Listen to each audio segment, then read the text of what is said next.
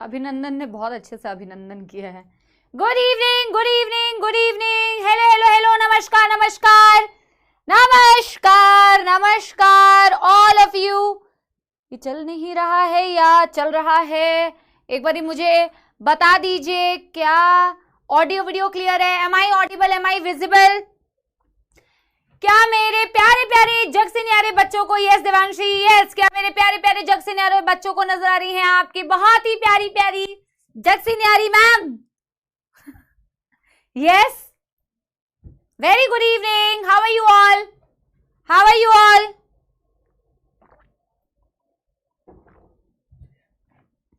सही है। इसमें आफ्टर टेस्ट कॉफी का क्यों आ रहा है भाई? कॉफी वाली मशीन से गर्म पानी लेके आएंगे भैया?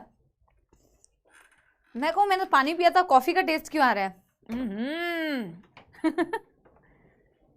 चलो, good evening, good evening, good evening, बहुत शानदार बहुत शानदार, ठीक है, बहुत ही बढ़िया।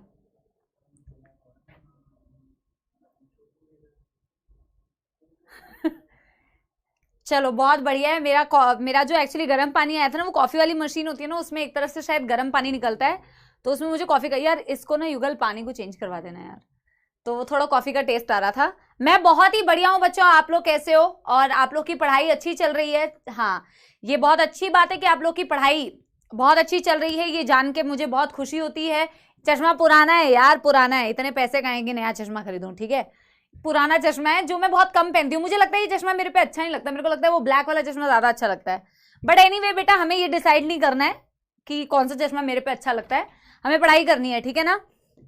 कुछ नहीं यार, सब बढ़िया है, बस पानी भिजवाना है और क्या।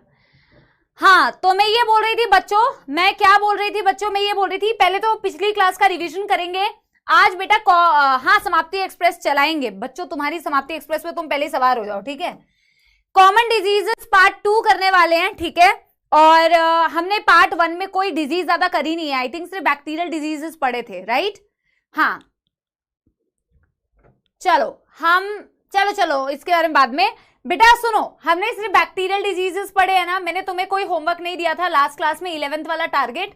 आज मैं 11th का टारगेट पहले दे देती हूँ, 11th का टारगेट देने के बाद बेटा आगे बढ़ते हैं, ठीक है ना? चलो अच्छा है, वो अच्छी बात है, मेरे पे सारे चश्मे अच्छे ही लगते हैं। चलो ठीक है, वापस आओ टॉपिक पे, इसको रिवाइज करेंगे और पिछली क्लास में जो भी पढ़ा था उसको एक बार रिवाइज करेंगे। मैं 11th क्लास का टारगेट देके जा रही हूँ होमवर्क के फॉर्म में, तो मैं होमवर्क स्लाइड ना यहीं पे लिख दे रही हूँ। आपकी होमवर्क होगा बेटा 11th का रिवीजन, जो आपको 11th का पढ़ के आना है वो है breathing and exchange of gases में। ब्रीदिंग और एक्सचेंज ऑफ गैसेस में आपको पढ़ना है क्या? आपने ह्यूमन रेस्पिरेटरी सिस्टम तक कर लिया था। Mechanism of breathing, mechanism of breathing, ठीक है? और आपको करना है plus respiratory volumes and capacities, respiratory volumes and capacities, ये दो चीजें आप पढ़ के आना, ठीक है? ये आपका होमवर्क होगा, ठीक है? तो ये कल के लिए आपको पढ़ के आना है। ऑल राइट, एक बारी पिछली क्लास का रिवीजन करें मैरी मेलॉन। हाँ, एक बारी बेटा फटाफट से क्विक रिवीजन करते हैं, समाप्ति एक्सप्रेस चलाते हैं, पिछली क्लास का रिवीजन करते हैं, ठीक है? ये मैं आपको जेन्युइन फीडबैक दे रही हूं, जैसे आपका फीडबैक मुझे मिलता है, तो ये मेरा फीडबैक है कि मुझे ये जान के बहुत अच्छा लगता है कि आपका सब्जेक्ट आप बहुत अच्छे से पढ़ रहे हो और बहुत सही चल रहा है, और ये सही बेटा चलना चाहिए बिल्कुल सेशन के एंड तक। तो वो चीज बेटा बहुत अच्छी होगी, जैसे कि मैं हमेशा आपको कहती हूँ कंसिस्टेंट वे में पढ़ोगे तो कभी मौत नहीं आएगी, और लास्ट में एकदम बढ़िया बहुत खुशी फील होगी कि एटलीस्ट बेटा हमारा सब्जेक्ट स्ट्रांग होता जा रहा है, ठीक है? ज्यादा बैकलॉग नहीं आ रहा है, थोड़ा बहुत तो चलो ठीक है आता ही रहता है, वैसे थोड़ा बहुत भी नहीं आना चाहिए। आज हम बेटा viral diseases, helminth diseases, protozoal disease और फंगल डिजीज पढ़ने की कोशिश करेंगे। हालांकि प्रोटोजोअल डिजीज में शायद मलेरिया आज कंप्लीट नहीं हो पाएगा क्योंकि वो काफी बड़ा है, ठीक है? बट देखते हैं, शुरू करके देखते हैं।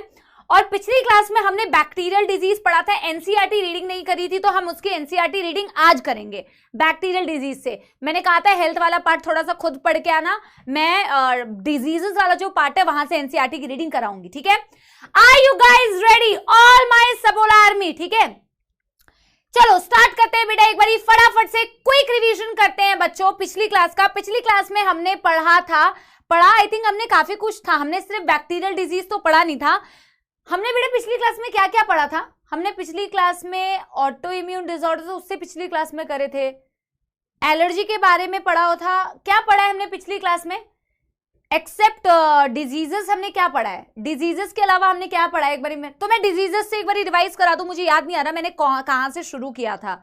आई थिंक मैंने एलर्जी पढ़ाया था तुम्हें, और लिम्फॉइड ऑर्गन्स तो उससे पिछली क्लास में पढ़ाया था। ऑटो इम्यून डिसऑर्डर, अच्छा मैंने हेल्थ के बारे में पढ़ाया था, मैंने हेल्थ के बारे में पढ़ाया था। हाँ, याद आ गया। ठीक है, थैंक यू बच्चा पार्टी। तो हमने हेल्थ के बारे में बताया था बच्चों। हमने कहा था कि हेल्थ जो अच्छी हेल्थ होती है, सिर्फ डिजीज फ्री होना एक अच्छी मतलब हेल्थ नहीं है।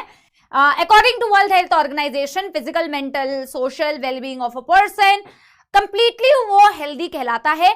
हेल्थ को अफेक्ट करने वाले बहुत सारे फैक्टर्स है। आपकी लाइफस्टाइल में आपके फूड चॉइसेस आते हैं, आप वर्कआउट करते हैं कि नहीं करते हैं, एक्सरसाइज करते हैं कि नहीं करते हैं, क्या खाना पीना खाते हैं, ये सारी चीजें आपका जो लाइफस्टाइल चॉइस है वो आपकी हेल्थ को अफेक्ट कर सकता है।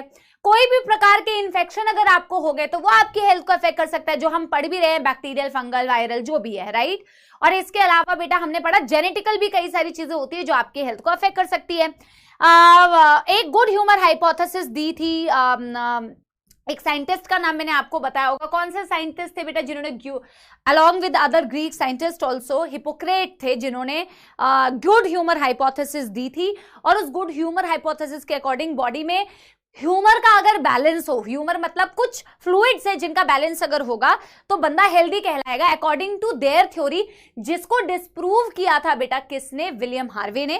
विलियम हार्वे वो व्यक्ति थे जिन्होंने डबल सर्कुलेशन भी डिस्कवर किया था, उन्होंने इस चीज को डिस्प्रूव कर दिया था गुड ह्यूमर हाइपोथेसिस को। गुड ह्यूमर हाइपोथेसिस के अकॉर्डिंग की बैलेंस ऑफ ब्लड तो आपको पता ही है, black bile from spleen and kidney, yellow bile from liver and flame मतलब म्यूकस, कफ, इनका अगर बैलेंस रहे, कोई कम ज्यादा ना हो तो आप हेल्दी कहलाओगे। इनफैक्ट उनका ये भी कहना था person with black bile will belong to hot personality, hot in the sense की फीवर आएगा। हॉट पर्सनैलिटी मतलब जिनका ब्लैक बाइल ज्यादा है, अकॉर्डिंग टू देम वो फीवर उनमें देखने को मिलेगा, which was absolutely wrong. Thermometer के मदद से जब ऐसे व्यक्तियों का टेम्परेचर नापा गया जिनको वो कह रहे थे कि ब्लैक बाइल ज्यादा होगा तो फीवर होगा, तो ऐसा कुछ पाया नहीं गया, तो उसको ऑफकोर्स डिस्कार्ड कर दिया गया।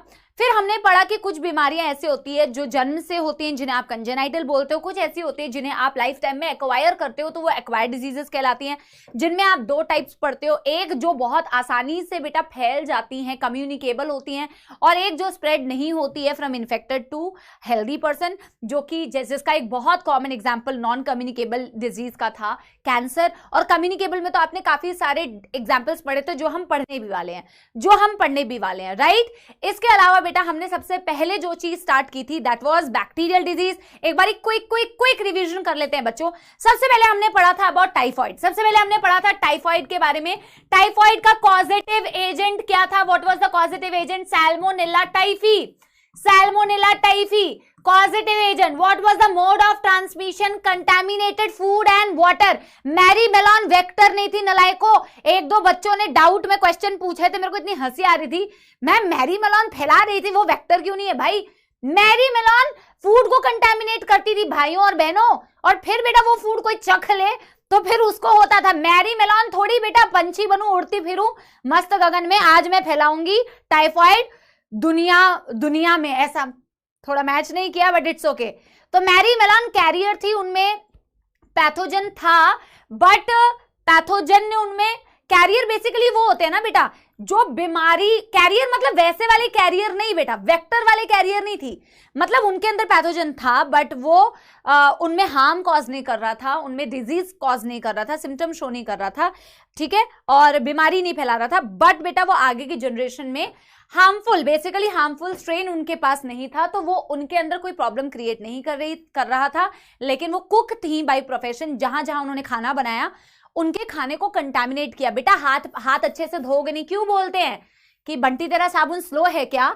हाथ धो, प्रॉपर हाथ धो बेटा। कई सारी बीमारियां फूड के कंटामिनेशन से, सब्जियां, अभी आप पढ़ोगे एस्कैरियासिस के बारे में, सब्जियां वेजिटेबल्स जो ग्रो करी जाती है बेटा सीवेज वाटर से, अगर बेटा सीवेज वाटर में अगर एग्रीकल्चर हो जाए तो अंडे उसके कंटामिनेट कर देते हैं। अभी मैं आपको पढ़ाऊंगी, तो धो के खाना चाहिए, हाथ भी धो के खाना चाहिए, मतलब हाथ भी धो के खाना खाना चाहिए। समझ में आई बात?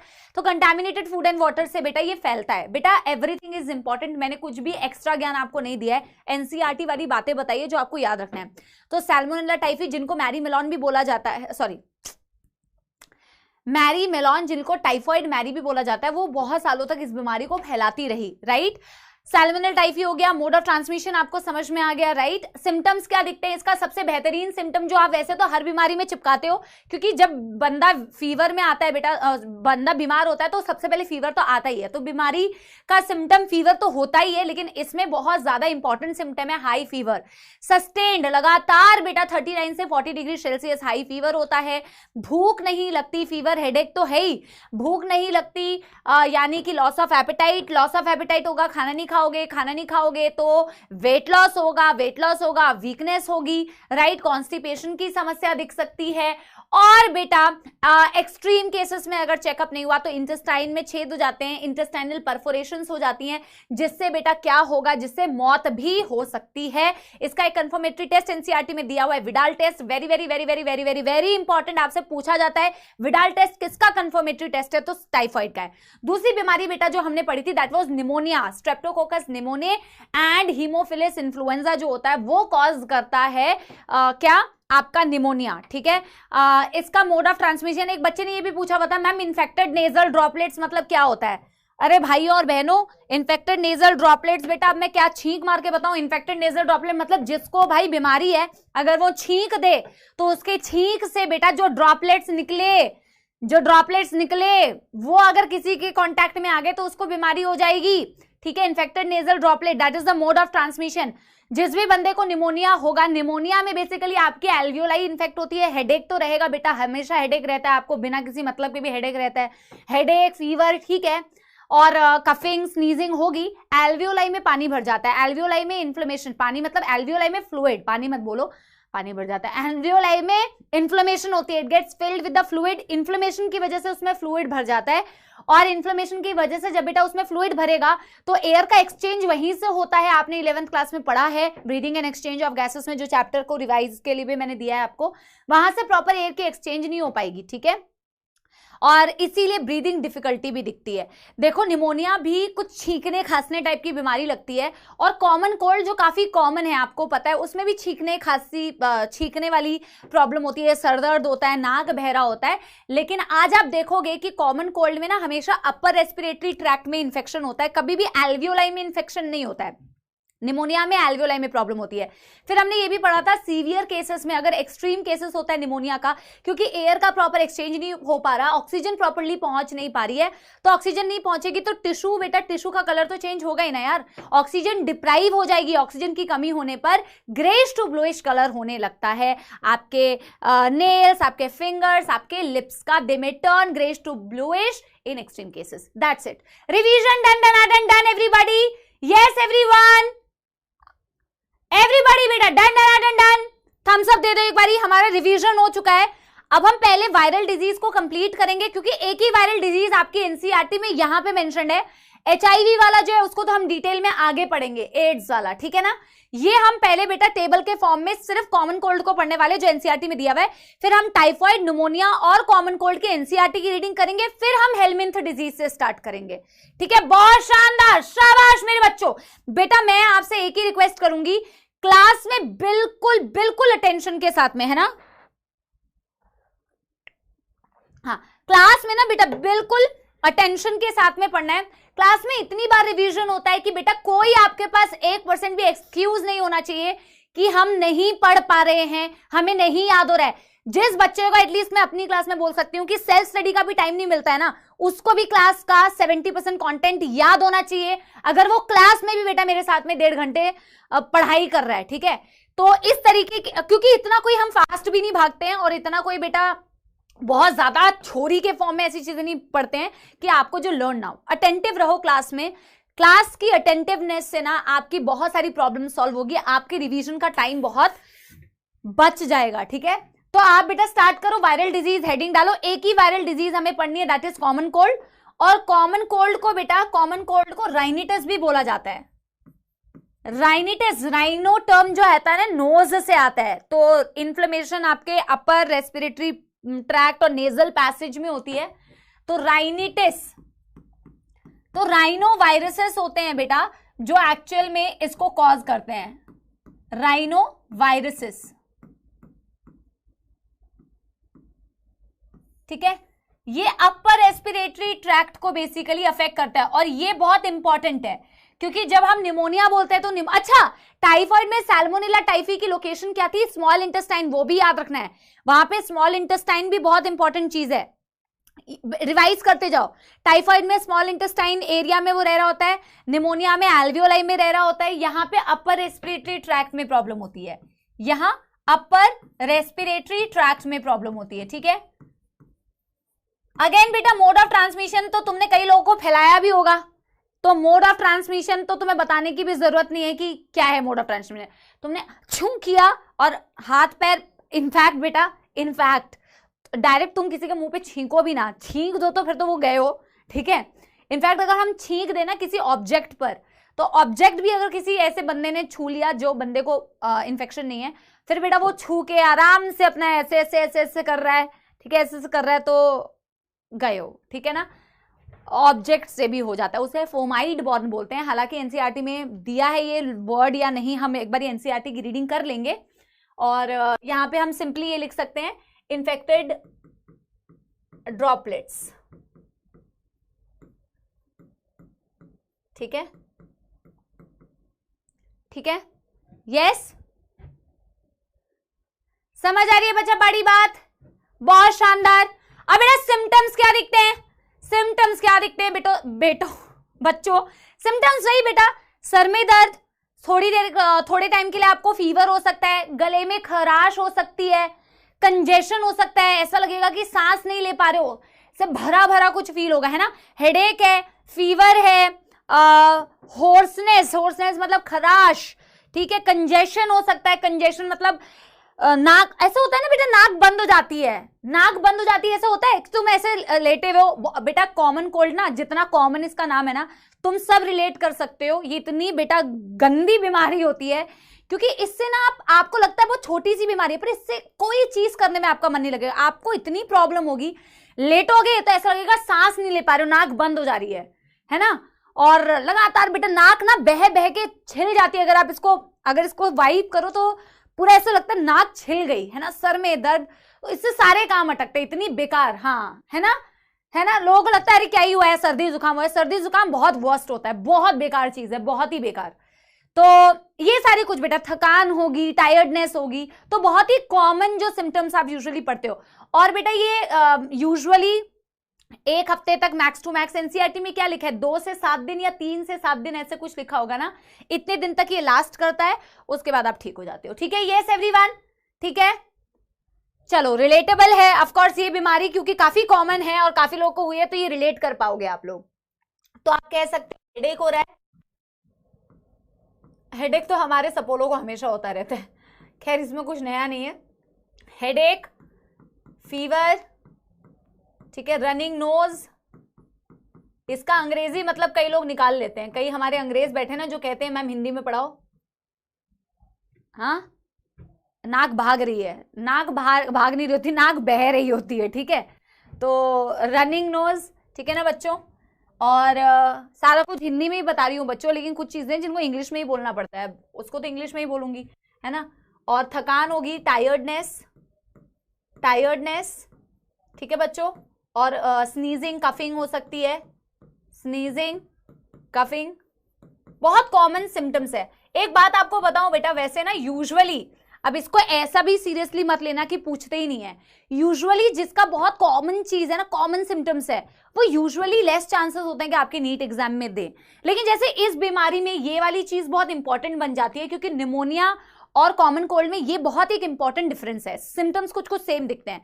हालांकि कभी ऐसा मत सोचना कि मैम सिम्टम्स इतने कॉमन तो कभी देंगे नहीं, क्या देंगे, क्योंकि कई लोग बेटा इसको भी याद नहीं रखते हैं, कई लोग इसको भी याद नहीं रखते हैं, ठीक है। हाँ, तो स्नीजिंग, कफिंग, होर्सनेस, खराश मतलब congestion,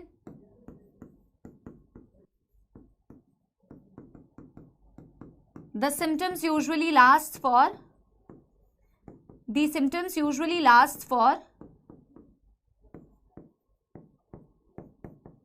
3 to 7 days।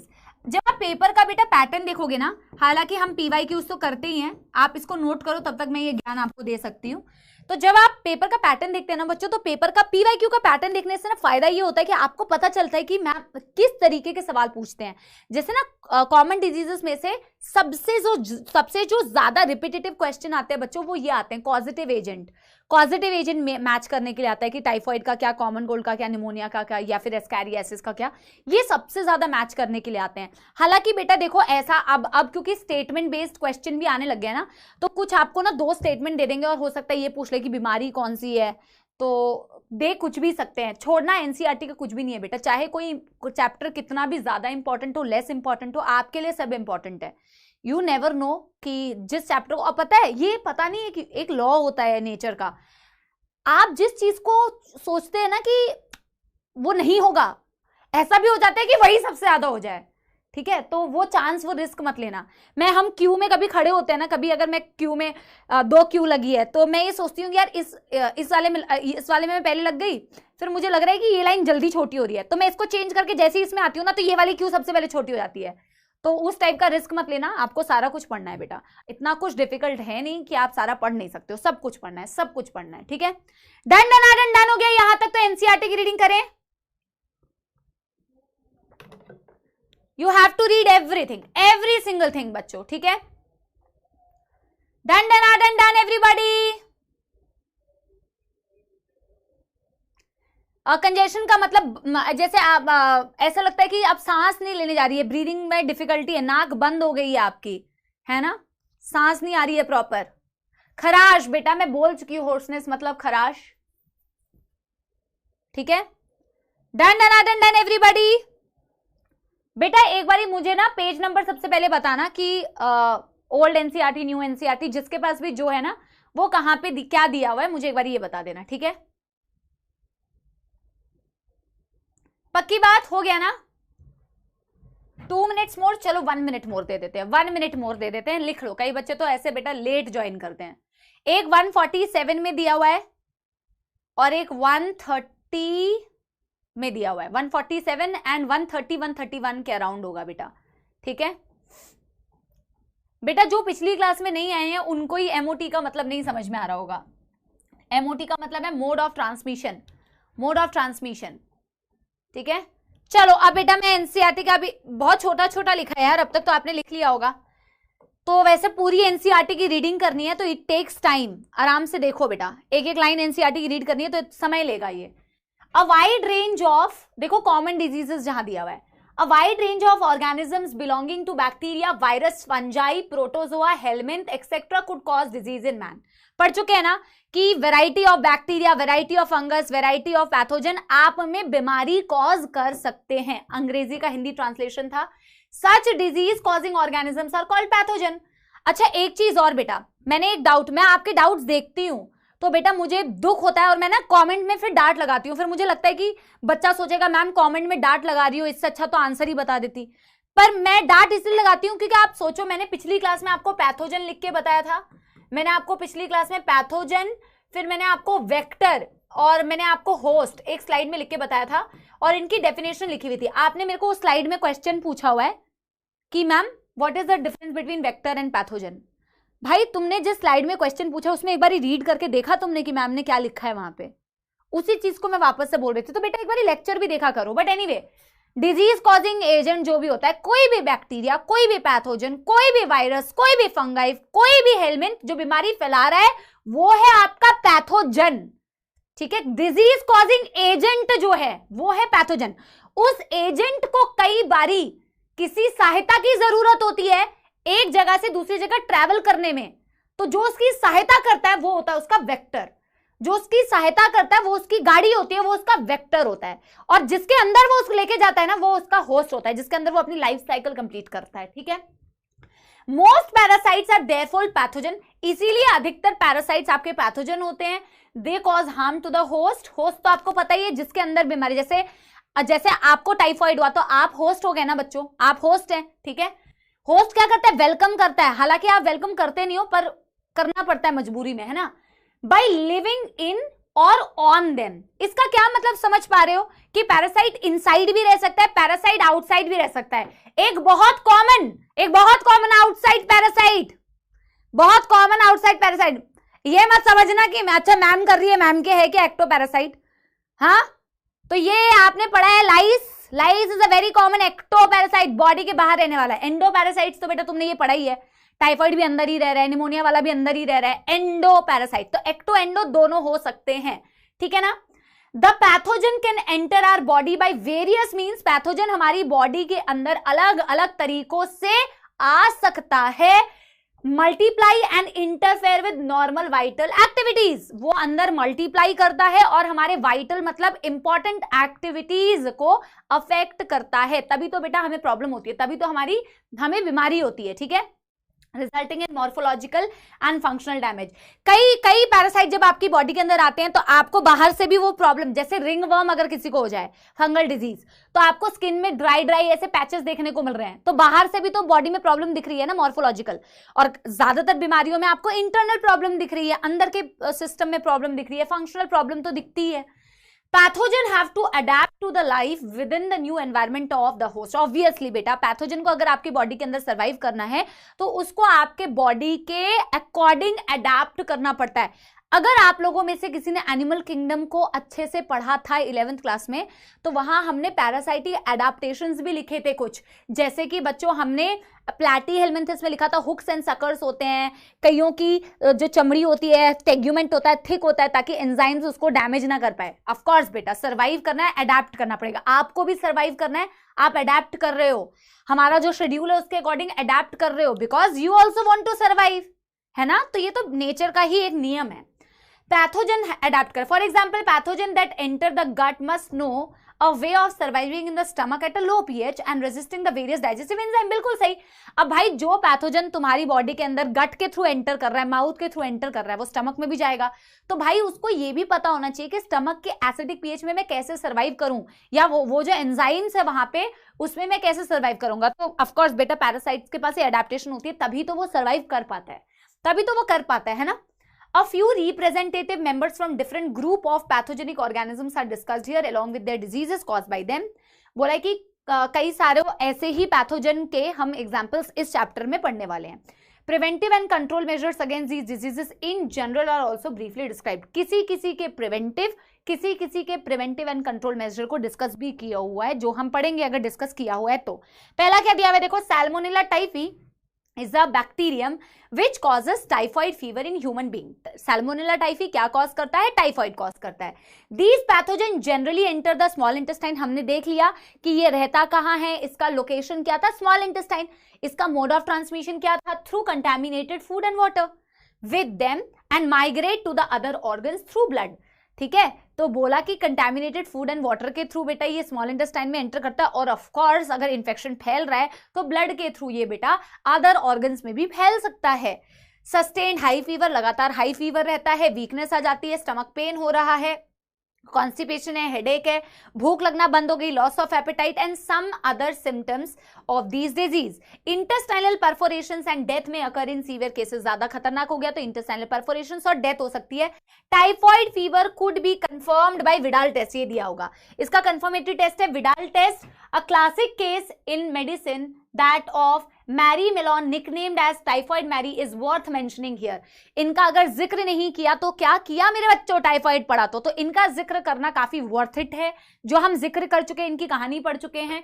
She was a cook by profession and was a typhoid carrier who continued to spread typhoid for several years through the food she prepared। Why such lines are important? Because आपके इस particular pattern में assertion reason में बेटा किसी भी तरीके के statements को दे सकते हैं, तो आपको हर एक स्टेटमेंट पढ़नी है एनसीईआरटी की, हर एक लाइन एनसीईआरटी की पता होनी चाहिए। ठीक है, तो डन डन डन बेटा, एक बीमारी डन हो गई, बैक्टीरियल टाइफाइड। फिर दूसरा क्या दिया है देखो, bacteria like streptococcus pneumoniae and haemophilus influenzae are responsible for disease pneumonia in human which infect the alveoli, very important, of the lungs.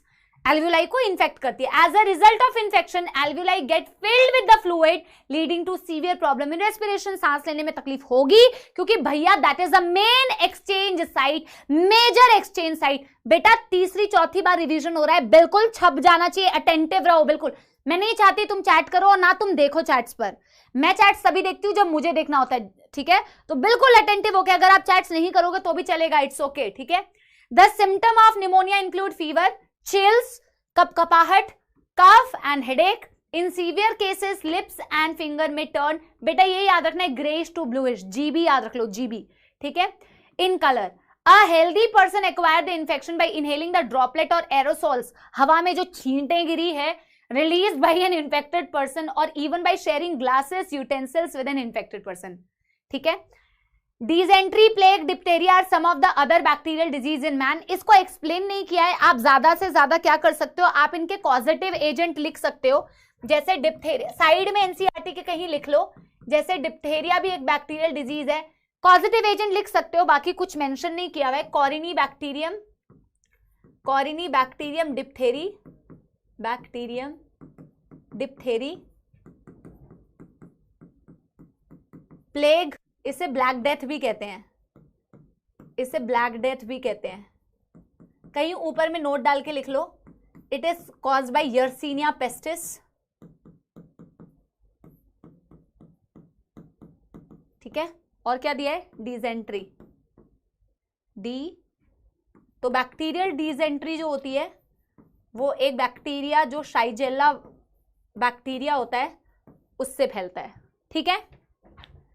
ठीक है, चलो डन। अब देखो बेटा ये तुम नोट कर लो, ठीक है? कत्यानी झा, बेटा आप पूछ रहे हो मैम इसके सिम्टम्स क्या होते हैं, बेटा इसके अलावा एनसीईआरटी में कुछ दिया नहीं हुआ है, मैंने तो पॉजिटिव एजेंट लिखवा दिया है। अब आप बेटा फिर इसके मोड ऑफ ट्रांसमिशन और ये सब लिखोगे तो वैसे कोई मतलब नहीं बनता है, ठीक है?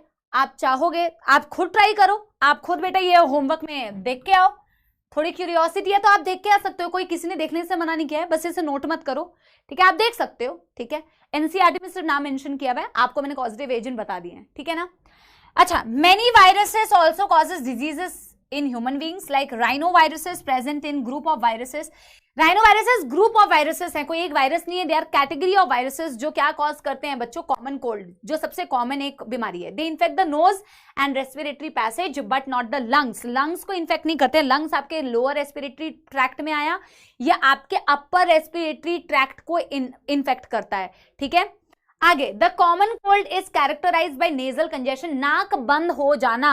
नेजल कंजेशन मतलब नाक, अरे यार जो बच्चा कंजेशन पूछ रहा है खुद सोच के देखो ना, जब सर्दी जुकाम होता है ना, जब तुम लेटते हो तो सांस नहीं आती है, फिर उठ के बैठ के फिर ना सांस लेने का मन करता है, नाक बंद हो जाती है, ऐसा लग रहा है नेजल ब्लॉकेज हो गया है ना? And nasal discharge, running nose तो है ही, सोर थ्रोट गले में दर्द, खराश, hoarseness, cough, headache, tiredness which usually lasts for 3 to 7 days. Droplet resulting from cough or sneeze of an infected person are either inhaled directly या फिर through contaminated object. ये दिया हुआ है देखो कि contaminated object, book, cup, door knobs, computer keyboard, mouse, etc. that cause infection in healthy person. बेटा जब किसी ऑब्जेक्ट पर कोई छींटे फेंकता है ना और फिर उससे किसी इंसान को बीमारी पकड़ ले, इसके लिए एक टर्म यूज किया जाता है फोमाइड बॉर्ड। ये अतिरिक्त ज्ञान है, ये आपके एनसीईआरटी में सिर्फ ये वर्ड तो दिया नहीं है, लेकिन ये दिया है ऐसे कि ऑब्जेक्ट पर भी अगर किसी की छींटे पड़ गई और उससे किसी हेल्दी इंसान ने छू लिया और इन्फेक्ट हो गया, इस तरीके से भी इस बीमारी को पकड़ सकता है। ऐसे तरीके से फैलने को बोलते हैं फोमाइट बॉर्न डिजीज, ठीक है? डन डन डन हो गया बेटा, एक बार थम्स अप दे दो, फिर हम स्टार्ट करने वाले हैं अगली बीमारी, ठीक है? Done done done everybody, yes, done done done everyone.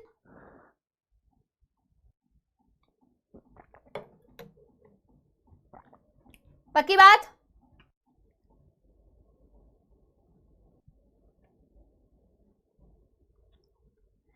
ठीक है, एनसीईआरटी डन ना, आप खुद से भी फिर एनसीईआरटी पढ़ा करो, हम तो क्लास में पढ़ ही रहे NCERT, and as many times as you can बेटा, बेस्ट रिवीजन, जितनी बार पढ़ सको एनसीईआरटी। ठीक है, मैं तो ये कहती हूँ नोट्स तुम भले ही 2 बार पढ़ो, पर एनसीईआरटी तुम 10 बार पढ़ो, 10 बार पढ़ो। एनसीईआरटी की लाइंस एकदम रट जानी चाहिए, मैम कौन से पेज पे क्या दिया हुआ है, कौन सी लाइन में क्या दिया हुआ है, क्योंकि एक बार तुम बेटा गो थ्रू कर लोगे ना, तो तुम्हें ना कॉन्फिडेंस आ जाएगा कि अब मैं एनसीईआरटी को बहुत अच्छे से कर पा रहा हूँ। ठीक है, तो तुम्हें डर नहीं रहता है, एनसीईआरटी एक बार कब्जे में आ जाएगी ना तो मस्त हो जाएगा। अब बेटा हम क्या पढ़ने वाले, हेलमिंथ डिजीज। जिन भी व्यक्तियों को ये नहीं पता है हेलमिंथ क्या होते हैं बच्चों, आपने 11th क्लास में 2 तरीके के हेलमिंथ पढ़े थे, मैंने वहां पे पढ़ाते वक्त बताया था कि हम 12th क्लास में इनमें से एक के बारे में पढ़ने वाले हैं। आपने प्लैटी हेलमिंथ पढ़ा हुआ है, हेलमिंथ मतलब जो वर्म्स आपने पढ़े होंगे, और एक आपने पढ़ा है एशके हेलमिंथ। ठीक है, तो आप पहले हेलमिंथ डिजीज डालो, और उसमें हम सबसे पहले इस टेबल पे सबसे पहले ये पढ़ने वाले हैं, एस्कैरियासिस। तो थोड़ा सा मैं 11th का फ्लैशबैक देती हूँ। आपने प्लैटी हेलमिंथिस जिसकी बॉडी डॉर्सोवेंट्रली फ्लैटेंड होती है, आपने फैसियोला पढ़ा होगा, लिवर फ्लूक, और आपने पढ़ा होगा टीनिया सोलियम के बारे में, टेप वर्म। ठीक है, और राउंड वर्म्स जो आप पढ़ते हैं एशके हेलमिंथिस, स्यूडोसीलोम, द ओनली स्यूडोसीलोमेट एशके हेलमिंथिस। तो एनसीईआरटी में बेटा एशके हेलमिंथिस के ही दोनों बीमारियां दी हुई है, और आपने टोटल 11th में 3 ही एग्जाम्पल पढ़े हैं एशके हेलमिंथिस का। अगर किसी को याद आ रहा हो तो आप बता सकते हो, आपने टोटल 3 ही एग्जाम्पल पढ़े थे एशके हेलमिंथिस के, जिसको आप नीमैटोडा भी बोलते हो, नीमैट हेलमिंथिस भी बोलते हो। 3 एग्जाम्पल पढ़े थे, व्यूचेरेरिया, आपने पढ़ा था एस्कैरिस, और आपने पढ़ा था एनकाइलोस्टोमा। ठीक है, एनकाइलोस्टोमा common hook worm, Ascaris common round worm, व्यूचेरेरिया common filarial worm, elephantiasis cause करता है ना। तो these are the 3 examples that you actually read in 11th standard। ठीक है ना, तो हम सबसे पहले एस्कैरियासिस, याद आ रहा है बेटा एस्कैरिस का डायग्राम भी दिया हुआ था। अगर किसी ने नहीं पढ़ा है तो प्लीज डरना घबराना मत, आप 11th की रिवीजन करोगे लास्ट में। ठीक है, आपने पढ़ा होगा एस्कैरिस में फीमेल जो होती है लंबी होती है, मेल जो होता है कंपैरेटिवली छोटा होता है। मेल का जो पीछे वाला पार्ट होता है, टेल पार्ट होता है, वो कर्व्ड होता है, फीमेल का यूजुअली वो स्ट्रेट होता है। तो male and female Ascaris, of course इसके तो नाम में ही बेटा इसका कॉजेटिव एजेंट छुपा हुआ है, कॉजेटिव एजेंट इज एस्कैरिस। ठीक है, ये भी मैं लिख दे रही हूं कि ये कौन से फाइलम से बिलोंग करता है, it belongs to phylum aschelminthes. ठीक है, it belongs to phylum aschelminthes. ठीक है, इसकी लोकेशन क्या होती है, कहां रहता है। अब बेटा वापस सारों की लोकेशन याद करना स्टार्ट करो। जब हम हर एक न्यू बीमारी पढ़ेंगे ना तो हम पीछे वाले की रिवीजन करेंगे। टाइफाइड में लोकेशन क्या थी बच्चों, टाइफाइड, अच्छा टाइफाइड का पॉजिटिव एजेंट क्या था, टाइफाइड का था सैल्मोनेला टाइफी। निमोनिया का क्या था, Streptococcus pneumoniae, Haemophilus influenza. Common cold का क्या था, राइनोवायरसेस, ग्रुप ऑफ वायरसेस कॉल्ड राइनोवायरसेस, इसका क्या है एस्कैरिस। अच्छा, टाइफाइड की लोकेशन क्या थी, स्मॉल इंटेस्टाइन ना, आपके इसकी किसकी थी, निमोनिया की कहां थी, आपके एल्वियोलाई में। कॉमन कोल्ड की कहां थी, अपर रेस्पिरेटरी पैसेज या नोज, इसकी लोकेशन होती है अगेन बेटा स्मॉल इंटेस्टाइन। इसकी लोकेशन अगेन क्या होती है बच्चों, स्मॉल इंटेस्टाइन। रिवाइज करते रहो, रिवाइज करते रहो, जितनी बार बोलोगे उतनी बार याद होगा, जितनी बार बोलोगे उतनी बार याद होगा।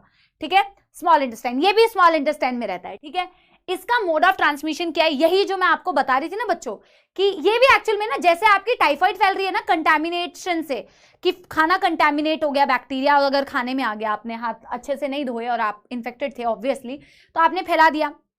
एस्कैरियासिस में भी ना बेटा एक्चुअल में बहुत पहले के टाइम पे इसकी पूरी लाइफ साइकिल पढ़ाई जाती थी। अब आपके एनसीईआरटी में इसकी लाइफ साइकिल नहीं है, पूरी लाइफ साइकिल बताते थे कि ह्यूमन में एक्चुअल में एस्कैरिस कैसे इन्फेक्शन कॉज करता है। तो ये वर्म्स जब आपके बेटा इंटेस्टाइन में रहते हैं ना, तो इनके अंडे जो होते हैं ना बेटा, पैरासाइट के जो अंडे होते हैं वो फीकल मैटर में रिलीज होते हैं। ठीक है, फीकल मैटर में इसके एग्स रिलीज होते हैं। अब कई जगह पे बेटा जो खेती होती है ना, सीवेज वाटर से भी हो जाती है। ठीक है, तो ये कहीं ना कहीं जाके अगर आपके क्रॉप्स को इन्फेक्ट कर रहा है, उसके अंडे अगर आपके क्रॉप में जा रहे हैं, और वैसे वही वेजिटेबल्स आप खा रहे हो और आप धो भी नहीं रहे हो वेजिटेबल्स को, फ्रूट्स को, तो वो फिर आपके अंदर इन्फेक्शन कॉज करते हैं। लेकिन आपके एनसीईआरटी में लाइफ साइकिल तो दी नहीं हुई है। आप सिंपली ऐसे लिख सकते हो कि ऐसा कोई इन्फेक्टेड इंसान जिसको एस्कैरियासिस था, इन्फेक्शन तो कम्युनिकेबल तो है ही ना बेटा, एक कम्युनिकेबल मतलब एक इन्फेक्टेड बंदे से एक हेल्दी बंदे में जा रहा है, पर एमओटी मतलब कैसे जा रहा है ये हमें देखना है। तो जब भी कोई बेटा, जब भी कोई एक इन्फेक्टेड इंसान के फीसिस में अगर एग्स पैरासाइट के रिलीज होते हैं और वो किसी ना किसी के थ्रू बेटा आपके फ्रूट्स, आपके वेजिटेबल्स, आपके फूड आइटम को अगर कंटामिनेट कर दे और वही चीज फिर एक हेल्दी इंडिविजुअल उसको खा ले तो उसको एस्कैरियासिस हो सकता है। समझ में आ रही है बच्चों बात? यस। तो मैं इसको कैसे लिखती हूं? इसी तरीके से लिखती हूं obviously, the eggs of parasite. फिर हम एनसीईआरटी वाला भी रीड करेंगे, उन्होंने क्या दिया हुआ है, ठीक है। Eggs of parasite are released through the feces and may contaminate, बेटा मैंने थोड़ा इस साइड से लिख रही हूं क्योंकि जगह नहीं उसमें, contaminate the crops। मैं यहां पे लिख दे रही हूं रीजन क्या है, सीवेज वाटर, एग्रीकल्चर के लिए अगर यूज किया जाए,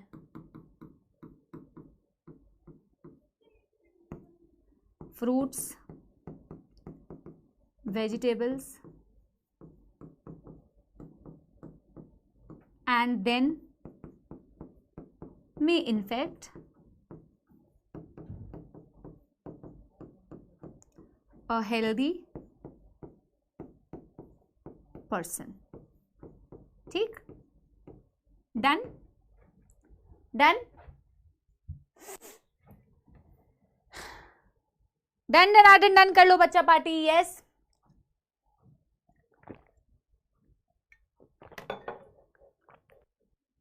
फटाफट। बहुत ही कॉमन ऐसे सिम्टम्स है जो आपको याद रखने हैं, बट यस बेटा एनसीईआरटी वाले सिम्टम्स तो याद होने चाहिए as it is. Okay, space नहीं है मैम उतना, भाई तुम्हारी कॉपी में स्पेस नहीं है, कैसी बातें कर रहे हो भाई? अगर नहीं है तो अगला पेज है ना तुम्हारे पास। ये कैसी प्रॉब्लम है बेटा जिसका सोल्यूशन तुम खुद निकाल सकते हो? स्पेस नहीं है मैम, ठीक है। अब इसके सिम्टम्स देखते हैं बेटा। ये तुम्हारे स्मॉल इंटेस्टाइन में रह रहा है, ये तुम्हारे स्मॉल इंटेस्टाइन में रह रहा है, तो तुम्हारे जिस एरिया में रह रहा है उस जगह में मसल्स में ये पेन क्रिएट कर सकता है, ठीक है। तो मस्कुलर पेन क्रिएट कर सकता है। अगर तुम्हारे इंटेस्टाइन को सीवियरली डैमेज करे तो इंटरनल ब्लीडिंग कर सकता है, और अगर इंटरनल अंदरूनी ब्लीडिंग हो जाए तो एनीमिक कंडीशन भी आपको बेटा आगे जाके एनीमिक कंडीशन भी दिख सकती है। इसके अलावा आपके इंटेस्टाइनल पैसेज की ब्लॉकेज कर सकता है। ये वर्म्स जो है ना, ये वर्म्स अगर बहुत ज्यादा अमाउंट में बढ़ जाएं तो ये आपके इंटेस्टाइनल पैसेज की ब्लॉकेज भी करा सकते हैं। समझ में आई? अगर बेटा कोई सिम्टम छूट जाए ना तो मुझे बता देना, ठीक है। एक आधा छूट भी सकता है। मस्कुलर पेन है जैसे, ठीक है, और इंटरनल ब्लीडिंग है जैसे, ठीक। ब्लीडिंग से रिलेट कर लो कि एनीमिया हो सकता है, एनीमिक कंडीशन।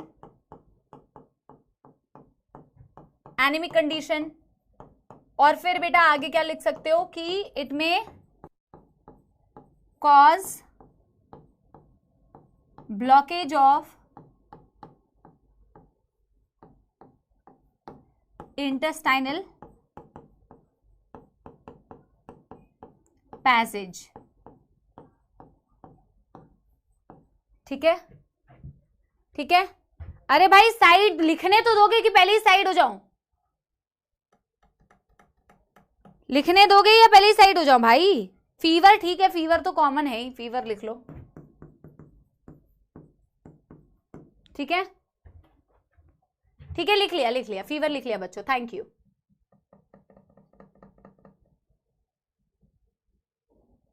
फीसेस मीन्स दिशा। ओ दिशा, किस दिशा में है आपकी पढ़ाई? दिशा, फीसेस, फीकल मैटर, 11वीं 10वीं 9वीं में।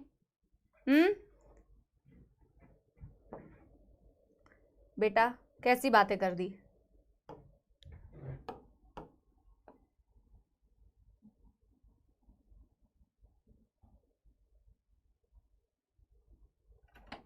इससे समझ में आ रहा है?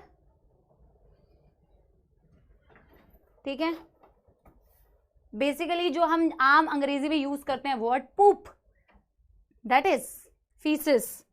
लग रहा है ये थोड़ा सा वैसा डायग्राम में जो कई बच्चे कमेंट में करते हैं। ठीक है, चलो डन डन डन कर लो, डन डन डन। कोई नहीं, मैं साइंस की टीचर हूं, मैं बना के भी बता सकती हूँ, तो क्या हुआ, इसमें कौन सी शर्माने वाली बात है बेटा। हो, कई लोग ऐसे कहते हैं हो अरे it's okay, chill, quite normal thing, और नॉर्मल होना चाहिए। अगर ये नॉर्मल नहीं होगा तो तुम्हारा पूरा दिन खराब हो जाएगा बेटा। ठीक है, तो it's quite normal thing and it should happen the way it happens. चलो आगे बढ़ जाए, डन डन डन डन। हाँ स्टूल, बहुत सारी चीजें बोलते हो। चलो मेरे लिए प्लीज कोई गर्म पानी भिजवा दो प्लीज। Okay thank you. चलो आगे बढ़े, done done done done done done done done everybody. हाँ सर,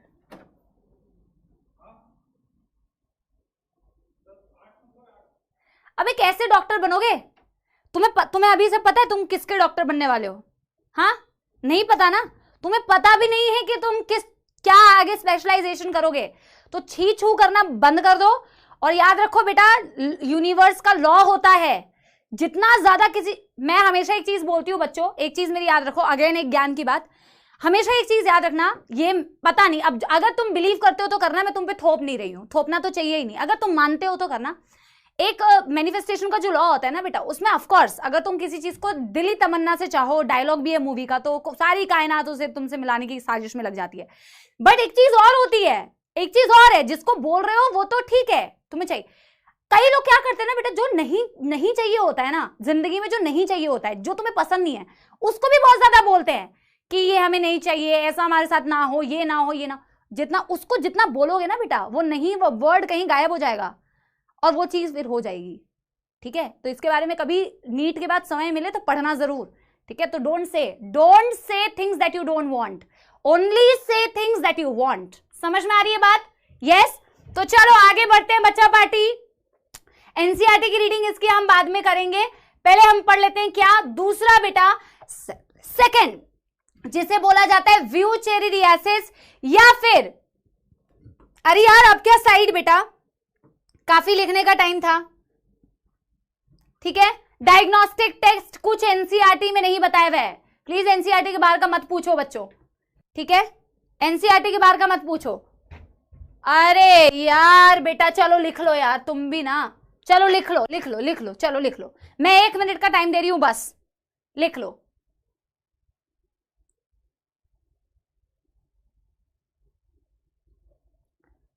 लिख लो चलो लिख लो। अब बेटा नेक्स्ट हम पढ़ने वाले व्यूचेरियासिस, या जिसे बोला जाता है एलिफेंटियासिस। तो वैसे ज्यादातर बच्चे मुझे एलिफेंटियासिस क्यों बोला जाता है उसका मुझे पता है, कॉमन रीजन देंगे, बट फिर हम पढ़ते हैं अभी कि एलिफेंटियासिस को एलिफेंटियासिस क्यों बोला जाता है। अगेन व्यूचेरियासिस, या जिसको एलिफेंटियासिस बोलते हैं, या जिसको फाइलेरियासिस बोलते हैं, ये भी एक पैरासाइट है जो आपके एशके हेलमिंथेस फाइलम से ही बिलोंग करता है, and that parasite is called as Wuchereria. तो 2 स्पीशीज आपके एनसीईआरटी में व्यूचेरेरिया की दी हुई है, व्यूचेरेरिया मलाई एंड व्यूचेरेरिया बैनक्रॉफ्टाई। ठीक है, फाइलेरियल वर्म्स बोलते हैं जो फाइलेरिया कॉज करते हैं या एलिफेंटियासिस कॉज करते हैं। ठीक है, ठीक है बेटा, कुछ ना ऐसी फालतू की चीजें मत पूछो कि जो मुझे ना शर्म आए ये बोलने में कि तुम नीट के लिए तैयारी कर रहे हो। एनीमी कंडीशन नहीं पता है तो बेटा नहीं बताया जाएगा क्लास में। What is anaemia? एनीमिया नहीं पता क्या होता है? जो भी बच्चा एनीमिया की कंडीशन को पूछ रहा है ना बेटा, आप सोच लो कि आप किस स्थिति में बेटा 12th क्लास की पढ़ाई कर रहे हो, एक बार सोच के देखो। ठीक है, या आईना देखो एक बारी की क्या प्रिपरेशन है, तुम्हें एनीमिया नहीं पता है, एनीमिया नहीं पढ़ते आ रहे हो बेटा 10वीं 8वीं 9वीं 10वीं से ब्लड लॉस हो रहा है तो एनीमिया नहीं होगा कंडीशन, हीमोग्लोबिन की कमी हो रही है आपकी। लो अमाउंट ऑफ ब्लड है आपके पास, आरबीसी का लॉस है, ठीक है। चलो, बहुत दुख की बात है बेटा, आप पूछते हो ऐसे, बहुत ही दुख की बात है। चलो नेक्स्ट करते हैं बच्चों व्यूचेरियासिस। इसको बोलने में थोड़ी जुबान लड़खड़ा जाती है, ठीक है, या फिर इसको बोला जाता है एलिफेंटियासिस। ये बोलना कंपैरेटिवली आसान है, एलिफेंटियासिस। या फिर इसको बोला जाता है फाइलेरियासिस, सब में इयासिस जरूर है, फाइलेरियासिस, ठीक है। इसका कॉजेज डिवीजन मैं आपको बता चुकी हूं, व्यूचेरेरिया बैनक्रॉफ्टाई या व्यूचेरेरिया मलाई, ठीक है। व्यूचेरेरिया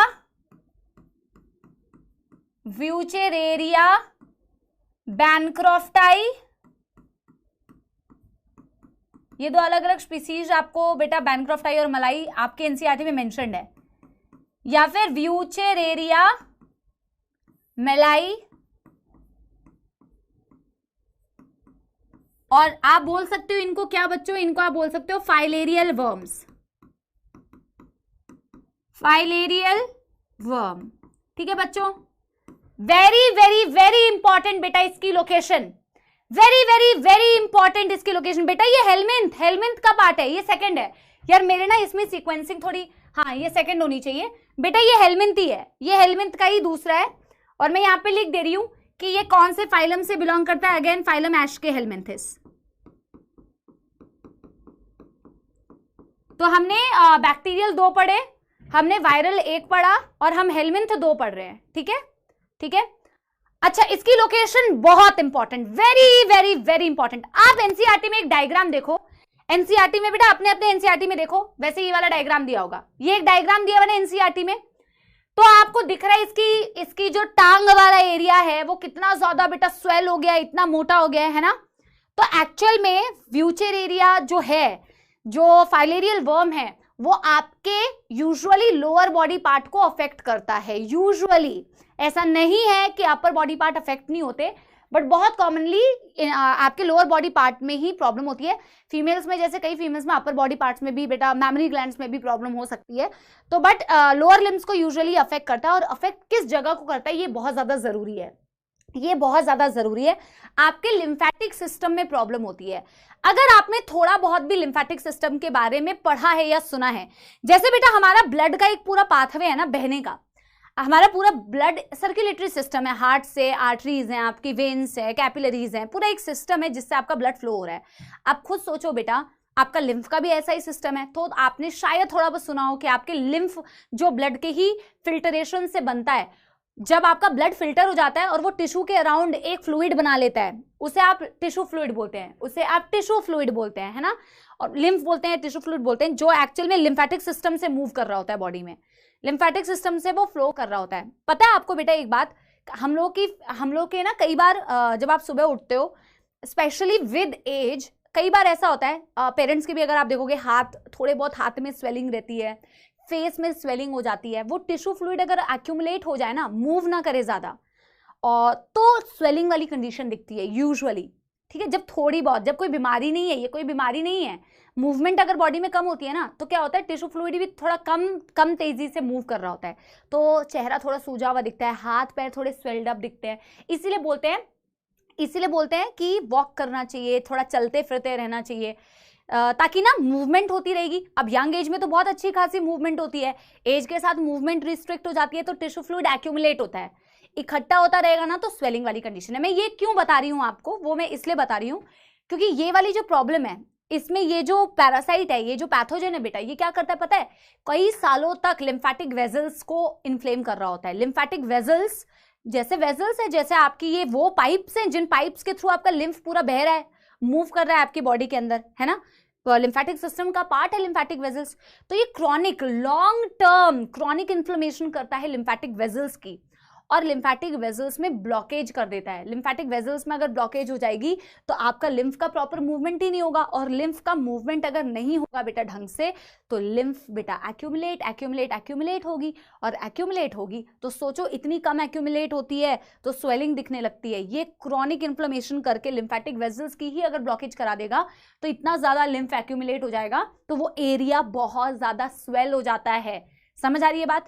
अब एलिफेंटियासिस से हम यूजुअली समझते हैं एलिफेंट के जैसा हैवी टांग हो जाती है तो एलिफेंटियासिस है, नहीं, एक्चुअल में that is not the reason. अगर आपने कभी बेटा एलिफेंट को देखा हो सामने से या टच किया हो तो उसकी जो स्किन होती है, उसकी जो बॉडी की अपर लेयर होती है वो बहुत ही रफ होती है, ड्राई होती है, रिंकली होती है। किसी ने कभी ऑब्जर्व किया है? ठीक है, अरे मूवीज में भी जब तुमने या टीवी में भी जब एलिफेंट बोले एलिफेंट देखा होगा तो उसका सूंड देखा हो या उसकी बॉडी देखी हो तो ऐसे रिंकली रिंकली बॉडी नहीं होती, ऐसे ड्राई ड्राई ड्राई ड्राई, है ना, देखा होगा। तो वैसे ही बच्चों इसमें भी जिस एरिया में प्रॉब्लम होती है ना, जो एरिया स्वेल होता है, उसकी स्किन एलिफेंट जैसी स्किन जैसी हो जाती है, बिल्कुल ड्राई रिंकली रिंकली रफ, ऐसा लगता है कोई मॉइस्चर नहीं है ना, इसलिए इसको एलिफेंटियासिस बोला जाता है। जबरदस्त, ठीक है, समझ आ रही है बच्चों बात? यस, तो that is why it is called as elephantiasis. Elephant जैसी टांग, एक्चुअल में एलिफेंट जैसा उनका क्या हो जाता है, उनका स्किन जो है बिल्कुल ही रिंकली ड्राई हो जाता है। प्रॉब्लम कहां हो रही है? लिम्फेटिक सिस्टम में प्रॉब्लम हो रही है, लिम्फेटिक वेजल्स में क्रॉनिक लॉन्ग टर्म इन्फ्लेमेशन हो रही है, blockage of the lymphatic vessels. और ब्लॉकेज अगर लिम्फेटिक वेजल्स का हो जाएगा, लिम्फ एक्यूमुलेट हो जाएगा, स्वेलिंग होती है, क्रॉनिक इन्फ्लेमेशन होता है ऑफ कोर्स। ठीक है, चलो डन डन डन डन, इसको लिख लें एक बारी फटाफट से। लोकेशन है इसकी लिम्फेटिक वेजल्स। अच्छा, इसका एमओटी भी बहुत इंपॉर्टेंट है, एमओटी भी बहुत इंपॉर्टेंट है, तो यहां पे लिम्फेटिक वेजल्स के बगल में लिख लो chronic inflammation, chronic inflammation over years, कई सालों तक। ठीक है, एक सेकंड रुकना बच्चों।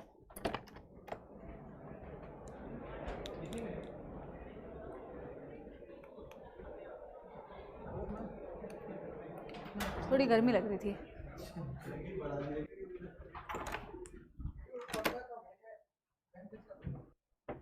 नहीं ठीक है, यस ठीक है, chronic inflammation over years. MOT is very very very very important. तो एमओटी इज वेरी इंपॉर्टेंट क्योंकि बेटा यहां पे आएंगी हमारी मैडम मच्छर। तो हमारे पास एक मच्छर रानी होती है, और इसके बारे में भी 11th क्लास में पढ़ा होगा, अगर 11th तुम्हारी बर्बाद नहीं है तो। नहीं तो तुम्हारा तो बेटा एक ही रोना होता है, हमारी 11th बर्बाद है। 11th में हमने जब आपको एनिमल किंगडम पढ़ाया था तो आपको उसमें मच्छरों के बारे में बताया था, ये आर्थ्रोपोडा एज वेक्टर्स के करके पढ़ाया था आपको, है ना।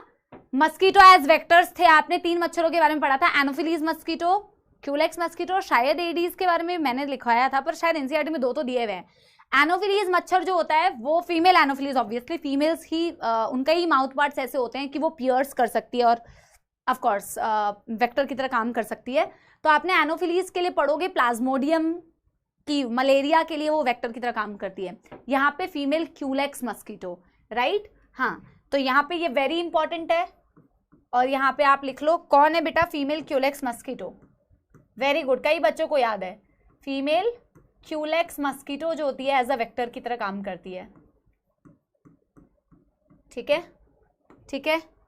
अब यहाँ पे बेटा लिखो usually affects the lower body parts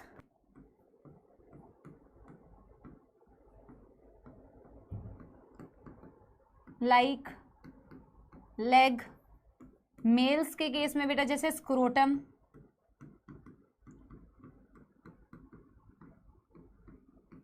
etcetera. Inflammation of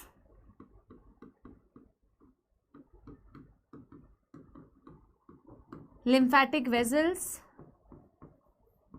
inflammation of lymphatic vessels and accumulation of lymph,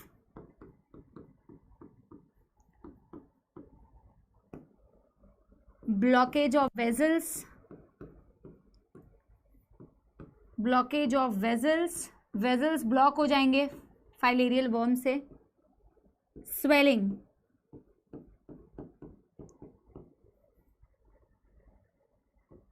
in the affected area, swelling in the affected area, dry wrinkled skin like elephant. That's it. इसकी पहले बेटा दोनों की ना NCERT की reading करते हैं, फिर हम आगे फंगल डिजीज पे बढ़ेंगे, ठीक है? पहले एनसीईआरटी की रीडिंग करेंगे फिर आगे बढ़ेंगे, ठीक है बच्चा पार्टी?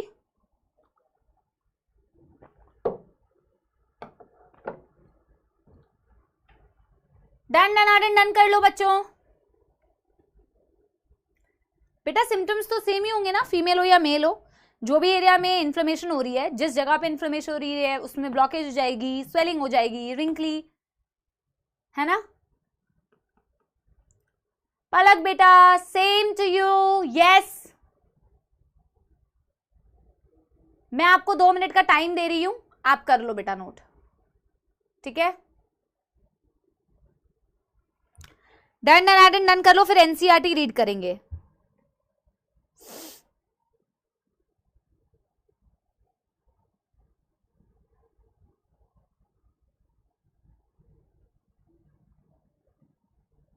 जिनका डन हो गया है बेटा वो एनसीईआरटी खोल के पेज नंबर बता दो।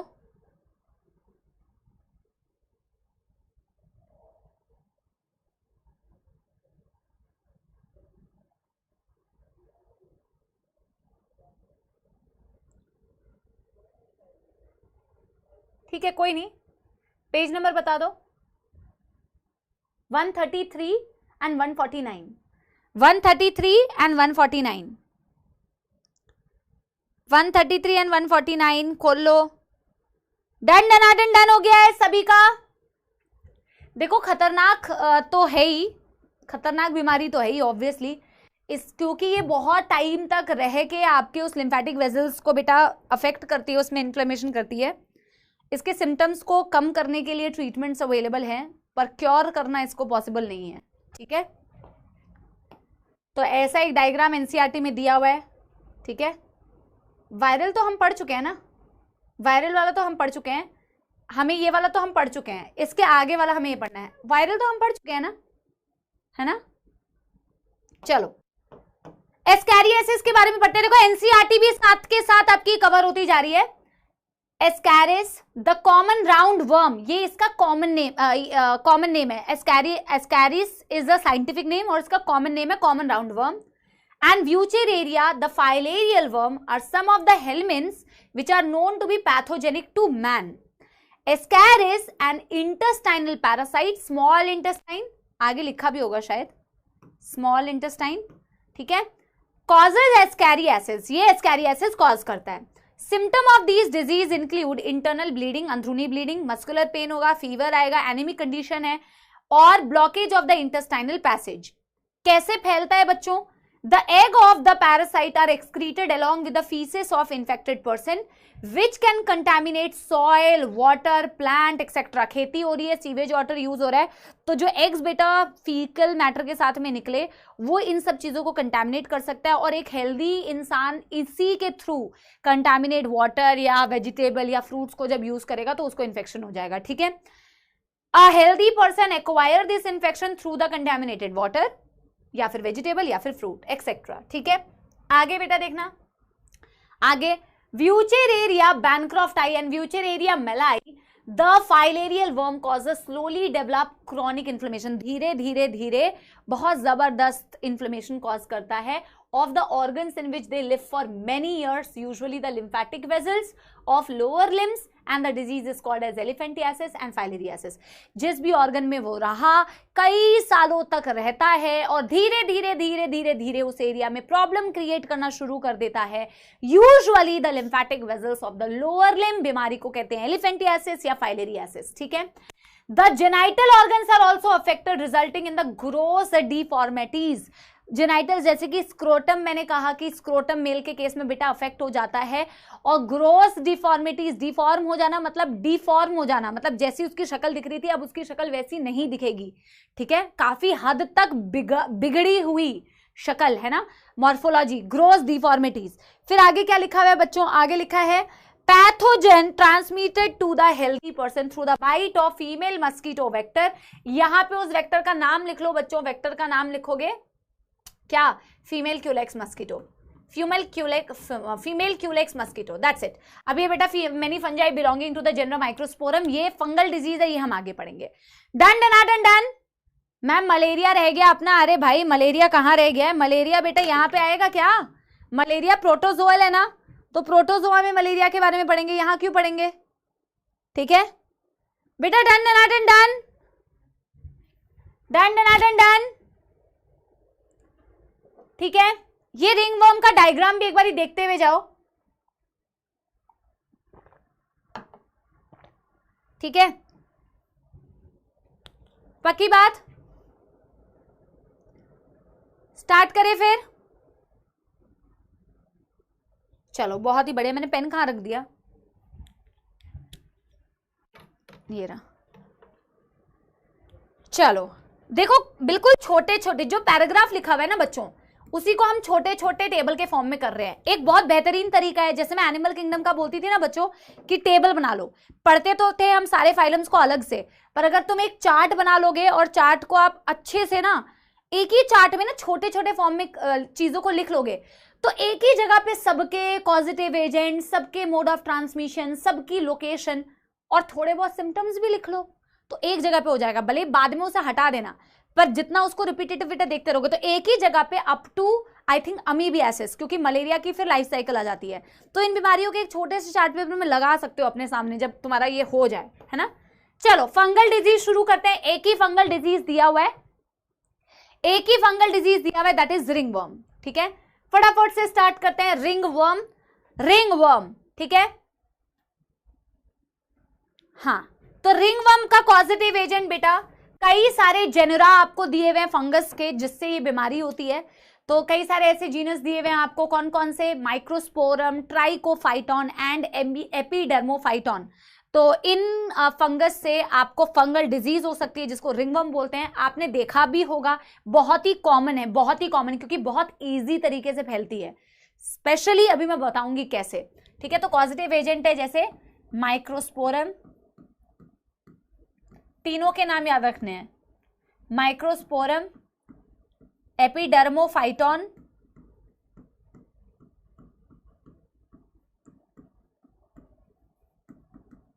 And Trichophyton.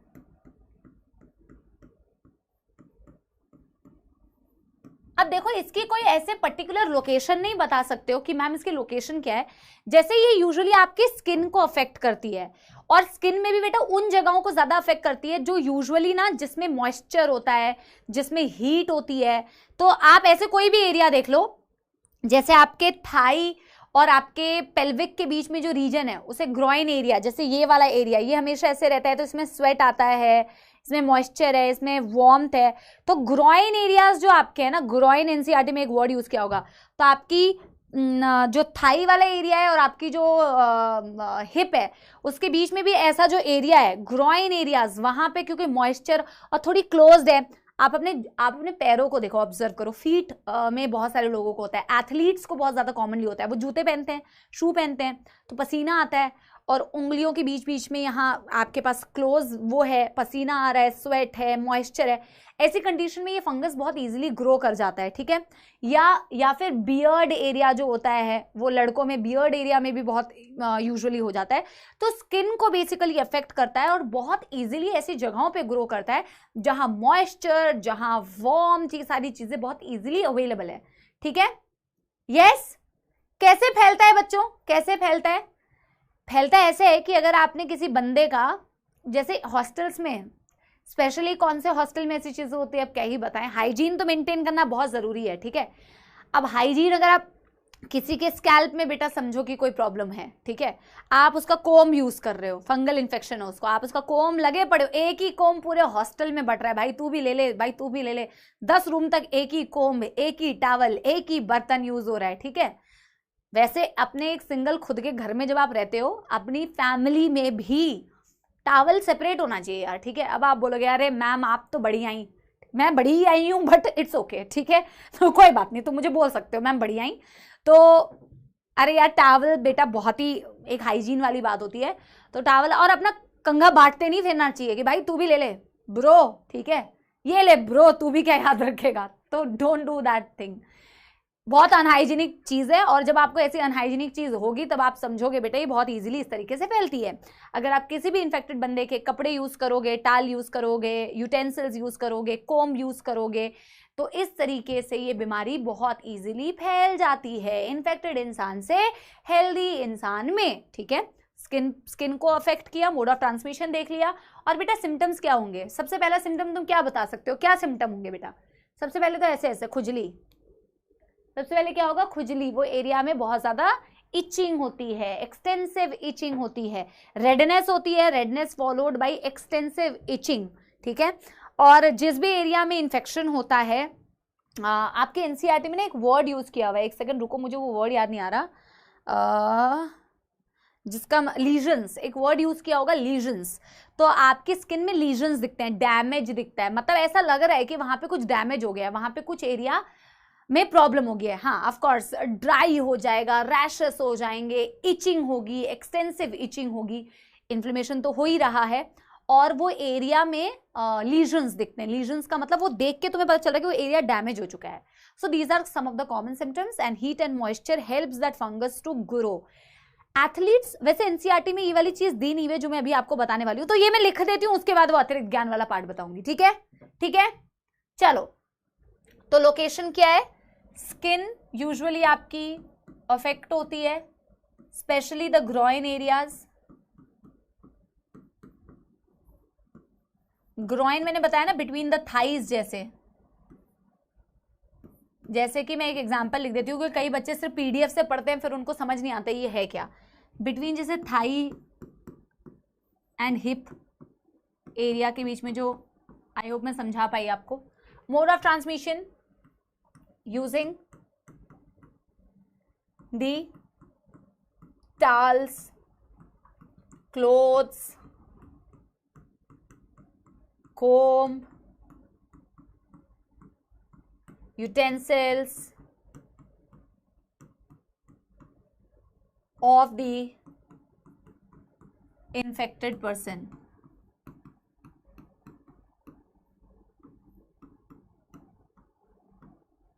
इन सब चीजों की बेटा शेयरिंग, वैसे हमने बचपन से सुना है sharing is caring, but in सब चीजों की अगर शेयरिंग करोगे तो it will not result into caring, it will result into ring worm, ठीक है? सो डोंट शेयरिंग, ठीक है ना? यस यस, इतना भी शेयरिंग मत करो कि बेटा फंगस तुम्हारा केयरिंग करने लग जाए। So yes, this is the way it spreads. फिर हम क्या लिख सकते हैं सिम्टम्स में? हम लिख सकते हैं लीजन्स यानी कि डैमेज, यानी कि डैमेज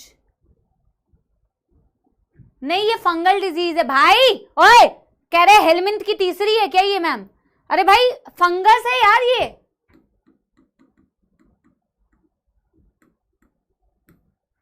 ठीक है, lesions in the damage in the affected area, in the affected area, ठीक है। देन मैं क्या बता रही थी आपको? Rashes followed by extensive etching,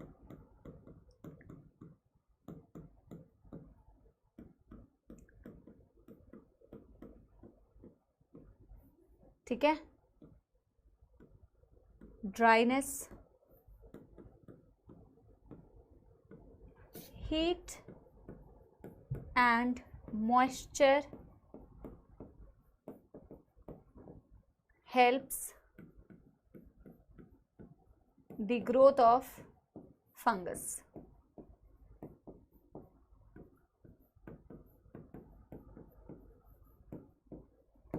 done done done done कर लो। दीपाली बेटा तू ध्यान मत दे यार, let it B.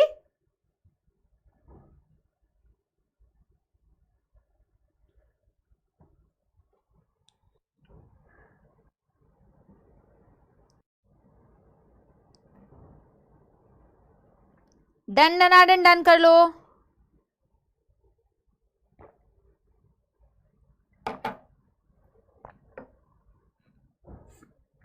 Yes absolutely.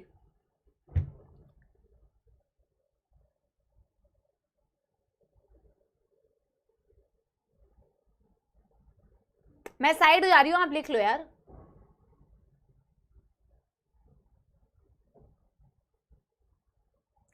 NCERT की रीडिंग करेंगे, नो वरीज। आपको मैं टाइम दे रही हूँ, 2 मिनट का टाइम दे रही हूँ, आप नोट कर लो। जिस बच्चे ने बेटा नोट कर लिया है वो अपना टाइम यूटिलाइज कर लो, बाकी चीजें पढ़ के, ठीक है? अपना टाइम वेस्ट मत करो। जिसने लिख लिया है वो थोड़ा रिवाइज कर लो अभी तक जो पढ़ा है, जिसने नहीं लिखा है वो फटाफट से लिख लो। और इसके बाद पहले हम एनसीईआरटी की रीडिंग करेंगे, उसके बाद हम बेटा प्रोटोजोअल डिजीज पढ़ेंगे, जिसमें हम सबसे पहले अमीबियासिस के बारे में पढ़ेंगे, ठीक है? अमीबिक डिसेंट्री बोलते हैं उसे। और इसके बाद हम मलेरिया को शायद स्टार्ट कर ले, पर वो काफी बड़ा है, उसकी लाइफ साइकिल है तो वो कंप्लीट नहीं होगी, ठीक है? पर स्टार्ट तो कर ही सकते हैं। कैसे याद रखें क्या? चलो मैं लास्ट में तुम्हें सारा एक बारी रिवाइज करा दूंगी। अमीबियासिस तक, जब मैं अभी अमीबियासिस खत्म करूंगी तो मैं एक बारी टाइफॉइड से लेके अमीबियासिस तक का आपको रिवाइज करा दूंगी, ठीक है? बट बेटा मेरे कितनी भी बार रिवाइज कराने से आपको फायदा तभी होगा जब आप खुद रिवाइज करोगे। मैं आपको 10 बार समाप्ति एक्सप्रेस चला दूं, 50 बार रिवीजन करा दूं, पर फायदा उससे तभी आपको होगा जब आप खुद पढ़ेंगे। बेटा मैं आपको आपके लिए पढ़ा सकती हूँ, वापस से रिवाइज करा सकती हूँ, बट बेटा मेक श्योर कि आप खुद चीजों को जितनी बार पढ़ोगे उतना इजीली वो लर्न होगा बेटा। That is the nature of human beings. The more we practise, the more we write, the more we see the things, do the things, the more we memorise, ठीक है? Done done done done done done done done. अच्छा, जो मैं एक extra चीज बता रही थी वो मैं एक बार बता देती हूँ, एक नोट डाल के छोटा सा लिख लेंगे। एथलीट्स में बहुत कॉमनली आपको फंगल डिजीज दिखता है। उनका जो फुट एरिया होता है, क्योंकि वो शू पहने रहते हैं हमेशा, तो फुट वाला एरिया जो होता है वो अफेक्ट हो जाता है जब और उसके लिए स्पेसिफिकली नाम दिया गया है एथलीट्स फुट। उसे बोला जाता है एथलीट्स फुट। उसका एक और नाम है टीनिया पेडिस। टीनिया कोई पॉजिटिव एजेंट नहीं बता रही, उस बीमारी के लिए, उस फंगल डिजीज के लिए जो फुट एरिया को अफेक्ट करती है, उसको tinea pedis, pedis term foot से आया है, और एथलीट्स फुट बोला जाता है क्योंकि एथलीट्स में बहुत कॉमनली ये फंगस उनके फुट एरिया को अफेक्ट करता है, ठीक है? यस, ठीक है मैम। चाय पी लो। अच्छा, चाय तो पीऊंगी तुम्हारी क्लास के बाद, वो भी कोई बोलने वाली बात है? तुम तो पी रहे होगे, तुम्हारा क्या है बेटा? तुम एंजॉय कर रहे हो क्लास, लिख देते हो रिपीट रिपीट, चाय की चुस्कियां ले रहे हो। कहाँ तुम मेरी बेटा दुख दर्द समस्या को समझोगे? सिर्फ तुम्हारी दुख दर्द समस्या है बच्चों। नोट, बट ये क्या है नोट बेटा? अतिरिक्त ज्ञान।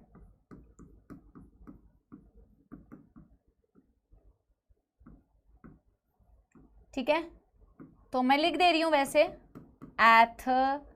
Athletes foot.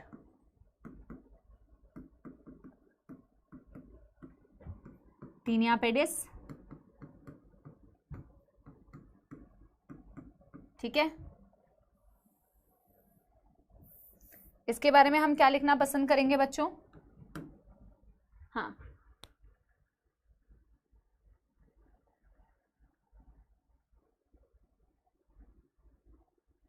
मैम पर आपको तो, अरे भाई कह रहे मैम आप तो ग्रीन टी पीते हो। ग्रीन टी तो यहाँ पीती हूँ ना यार, वो पानी की तरह पीना इजी है। और बेटा जो चाय नॉर्मल चाय होती है, जो चाय होती है भाई, जो सुकून होता है, उसको ऐसे क्लास में खड़े होके नहीं पिया जाता। उसको सुकून से बेटा एंजॉय करके पीना चाहिए। उसको ऐसे से उसको उसकी बेइज्जती होगी बेटा उसको मैं अगर ऐसे पीऊंगी तो, ठीक है ना? चलो, athletes foot usually the athletes foot is affected due to the moisture and heat, moisture and heat due to wearing shoes, due to wearing shoes, and hence it has been named so. It has been named so. इस अतिरिक्त ज्ञान में ज्यादा दिमाग मत लगाओ, जल्दी जल्दी लिख लो।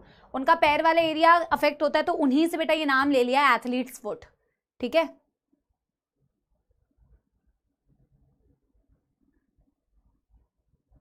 सुशील बेटा मैं क्या बताऊं कि एथलीट क्या होता है सुशील, मुझे नहीं पता बेटा, मैं इतनी पढ़ी लिखी नहीं हूं, मैं नहीं बता पाऊंगी कि एथलीट्स कौन होते हैं, मुझे माफ करना सुशील बेटा। आपने काफ़ी सुशील आंसर क्वेश्चन पूछा है, इसके लिए हमें दिल से बहुत खेद है। मैं इस पे ज़रूर स्टडी करूँगी और पता करके आऊँगी कि एथलीट्स कौन होते हैं, ठीक है।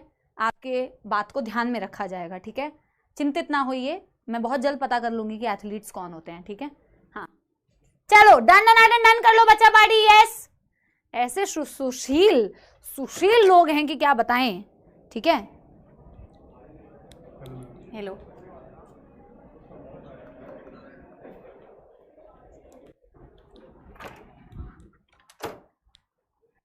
चलो डन डन, यार कुछ भी बोलते हैं यार, ठीक है। Done done done done everybody. अरे अब कुछ महान लोग ना इसका आंसर लिख रहे हैं। अरे बेटा बेटा ह्यूमर समझते हो या नहीं समझते हो? ह्यूमर बिल्कुल, ये बॉडी फ्लूइड वाला ही ह्यूमर समझते हो बस, वो यही तो चाह रहा था। तुम उसको डेफिनेशन, मैं बताता हूं, मैम को नहीं पता है, रुको मैं बताता हूं एथलीट कौन होता है। सुशील रुक, मैं बताता हूं बेटा, व्हाट आर यू डूइंग। चलो स्टार्ट करते हैं बच्चों। क्या एनसीईआरटी की रीडिंग, यार तुम भी ना आदि हो यार, सपोले ही हो सही में। चलो रिंग वर्म की बेटा एक बारी एनसीईआरटी रीडिंग करते हैं और फिर अमीबियासिस करेंगे। अमीबियासिस करने के बाद बेटा हम क्या करेंगे, सरकाज़म जानते ही नहीं है, सरकाज़म कुछ नहीं, ठीक है। बेटा ये एनसीईआरटी में वही उसके आगे की रीडिंग है, ठीक है।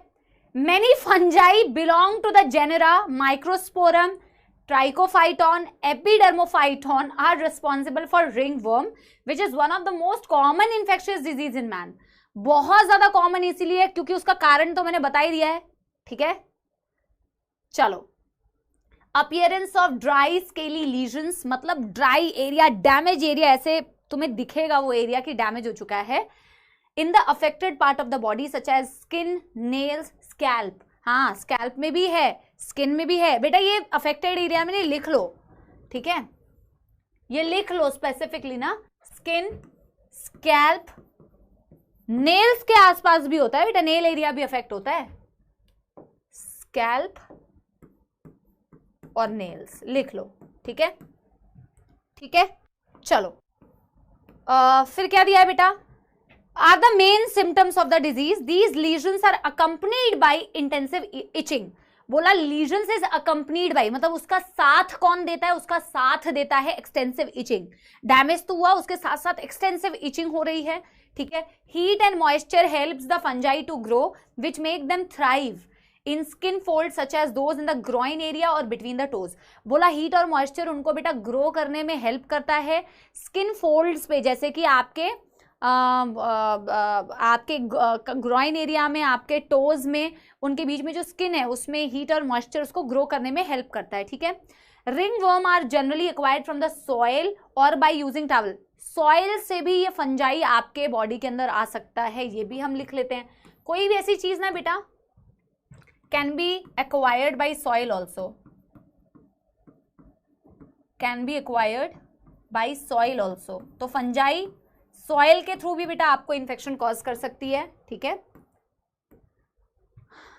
सॉइल, क्लॉथ और comb of the infected individual, ठीक है। अब पहले मेरे को ये बता दो, मुझे लग रहा है कि सबसे पहले देखो मैं लास्ट एक ना, पता नहीं कितना टाइम है, 5:25 हो रहे हैं, तो मैं देखूंगी पहले मैं ये प्रोटोजोअल डिजीज में एक डिजीज आपको पढ़ाती हूँ, अमीबियासिस जो आपके एनसीईआरटी में दिया हुआ है। उसके बाद मैं पहले स्टार्टिंग से लेके एंड तक का आपको रिवीजन कराऊंगी। अगर उसके बाद मेरे पास 1-2 मिनट का वो रहा टाइम कि मैं आपको मलेरिया स्टार्ट एटलीस्ट इंट्रोडक्टरी दे दूं, ऐसा कोई मेरे पास बेटा मेरा कोई टारगेट नहीं है कि मेरे को मलेरिया पढ़ा के जाना है, तो पढ़ा दूंगी। अगर नहीं रहा तो कोई बात नहीं है, कोई दिक्कत नहीं है, ठीक है। तो हेडिंग डाल लो बेटा, क्या अमीबियासिस, हेडिंग डाल दो amoebiasis. Amoebiasis number 1 protozoal, sorry number 1 protozoal disease है, लेकिन दूसरी प्रोटोजोअल डिजीज आपके बेटा इसमें नहीं आएगी, दूसरी प्रोटोजोअल डिजीज बेटा आपके इसमें नहीं आएगी, ठीक है, टेबल में, तो हम उसको अलग से पढ़ेंगे। पहले लिख लो, बना लो टेबल। अच्छा तुम टेबल भी तो बना रहे होते हो ना, इसलिए तुम्हें टाइम लगता है, इसलिए तुम टाइम मांगते हो। ठीक है बना लो, पहले टेबल बना लो, टेबल बना लो। तुम मुझे बड़ा बोलते हो एक्स्ट्रा टाइम ले लो, एक्स्ट्रा टाइम ले लो। एक्स्ट्रा टाइम लेने को मैं एक्स्ट्रा टाइम लेना ही नहीं है बेटा, अभी मुझे जरूरत ही नहीं है ना। जब कभी जरूरत होगी तो मैं ले लूंगी, अपना सिलेबस सही चल रहा है, ठीक है, मुझे अभी जरूरत नहीं है। कभी जरूरत होगी तो मैं तुमसे बेटा मांगूंगी एक्स्ट्रा टाइम की देन, तुम्हें मुझे देनी पड़ेगी बेटा, ठीक है। चलो, अमीबियासिस, ठीक है, प्रोटोजोअल डिजीज है, तो कॉजेटिव एजेंट एक प्रोटोजोआ है, ठीक है। तो हम क्या लिखते हैं, अमीबिक डिसेंट्री बोलते हैं, अमीबिक डिसेंट्री। अच्छा एक बढ़िया सी चीज कराऊंगी इसके बाद, ठीक है, तो जो तुम्हें होमवर्क में करके आना है, जो तुम होमवर्क में करके आओगे, ठीक है, हाँ, जो तुम होमवर्क में करके आना, करके मेरे को तो दिखा नहीं पाओगे, तुम अपने लिए कर लेना वैसा ही, ठीक है।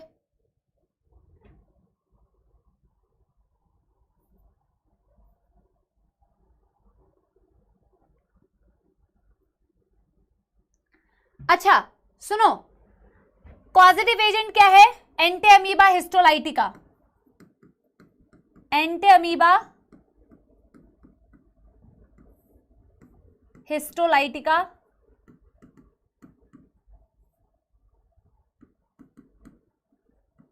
विच is the protozoa. Very important बेटा इसकी location, very very very important, इसकी लोकेशन है लार्ज इंटेस्टाइन। आपने स्मॉल इंटेस्टाइन क्या क्या पढ़ा, आपने स्मॉल इंटेस्टाइन में पढ़ा है टाइफॉइड के लिए सैल्मोनेला टाइफी, आपने स्मॉल इंटेस्टाइन के लिए एक और कौन सा पढ़ा बच्चों, एक बार मुझे याद दिलाओ। निमोनिया को हटाओ, कॉमन कोल्ड को हटाओ, फिर आपने क्या पढ़ा, एस्कैरिस, एस्कैरिस का भी आपने बेटा स्मॉल इंटेस्टाइन पढ़ा है, पर ये बेटा कहां रहता है, आपके लार्ज इंटेस्टाइन में, ये आपके लार्ज इंटेस्टाइन में रहता है, ठीक है, ठीक है। अब ये भी बेटा क्या है ना, एक्चुअल में ये भी आपको बीमारी ये कैसे होती है, ये बीमारी आपको कंटामिनेटेड फूड एंड वाटर के थ्रू ही होती है, लेकिन इसमें एक वेक्टर है, जो वेक्टर मैकेनिकल कैरियर की तरह एक्ट कर रहा होता है इस पैथोजन को स्प्रेड करने में। मैकेनिकल कैरियर का मतलब पता है क्या है, हाउस फ्लाई तो सबको पता है, कैसे घिन मचती है ना हाउस फ्लाई से, तो हाउस फ्लाई क्या करता है ना बेटा, अगर हाउस फ्लाई के अपेंडेजेस पे, हाथ पैरों पे ये पैथोजन कहीं से आ गया एंटीअमीबा हिस्टोलाइटिका का, ठीक है, तो वो बेटा उड़ उड़ के आपके फूड पर, आपके वेजिटेबल्स पर, आपके पानी में किसी चीज को भी कंटामिनेट कर सकता है।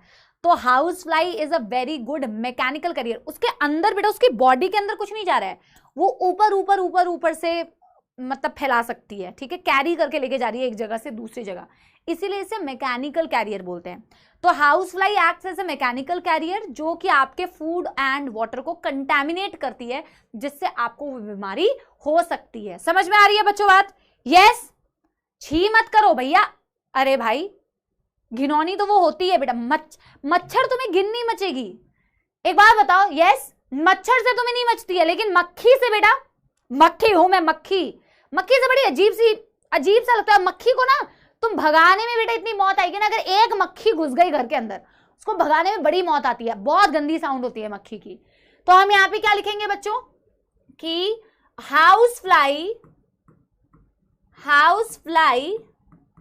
Acts as mechanical career,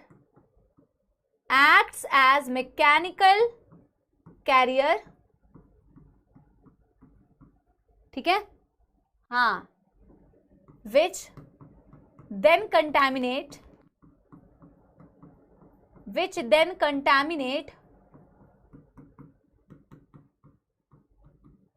food, water, ठीक है।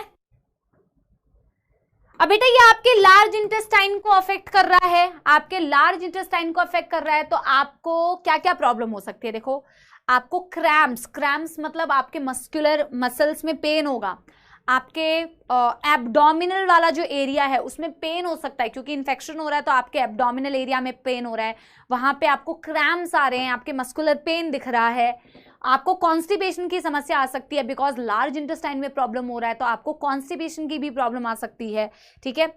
इनफैक्ट जो फीकल मैटर निकलता है उसमें, बिकॉज आपका लार्ज इंटेस्टाइन में इन्फ्लेमेशन हो गया, तो या तो बेटा आपका फीकल मैटर जो स्टूल बाहर आ रहा है उसमें ब्लड क्लॉट्स भी हो सकते हैं, और या फिर बेटा एक्सेसिव म्यूकस भी उसमें हो सकता है because of the infection in the large intestine. तो ये कुछ कॉमन सिम्टम्स आपको दिए हुए हैं, ठीक है।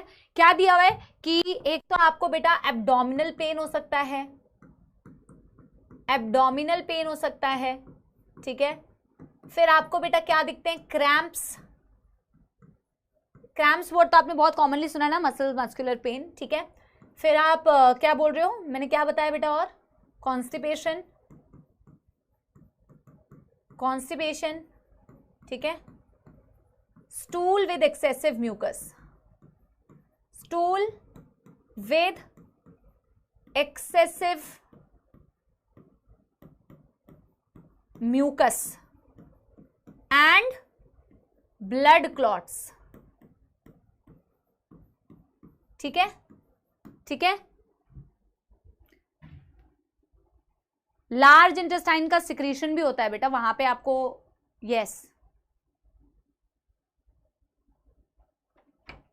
पहले डन कर लो एवरीबॉडी। इसकी पहले एनसीईआरटी की रीडिंग करेंगे, फिर आपको वो चीज बताती हूं मैं, ठीक है।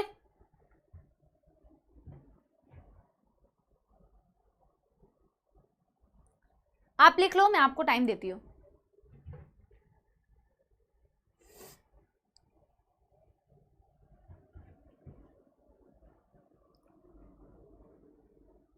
एक बच्चा कह रहे मैम अलग सर से बात करा सकती हो क्या? बेटा पहले मैं कर लूं अलग सर से बात, पहले मेरी बात हो जाए फिर तेरी करा दूंगी, ठीक है। हाँ कोई नहीं, कई लोगों ने डन कर लिया है, पर कई लोग टेबल भी बनाते हैं, टाइम लेते हैं, तो कर लो, कोई दिक्कत नहीं है, कर लो।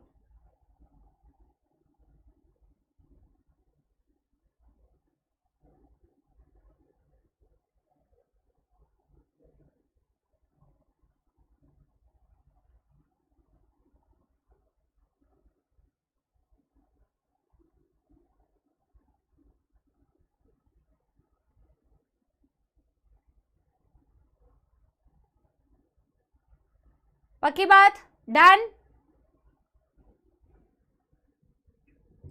एक्चुअली अगर आप देखोगे ना, आप इस तरीके से टेबल फॉर्म में चीजों को करोगे तो थ्योरी आपको काफी कम लगेगी।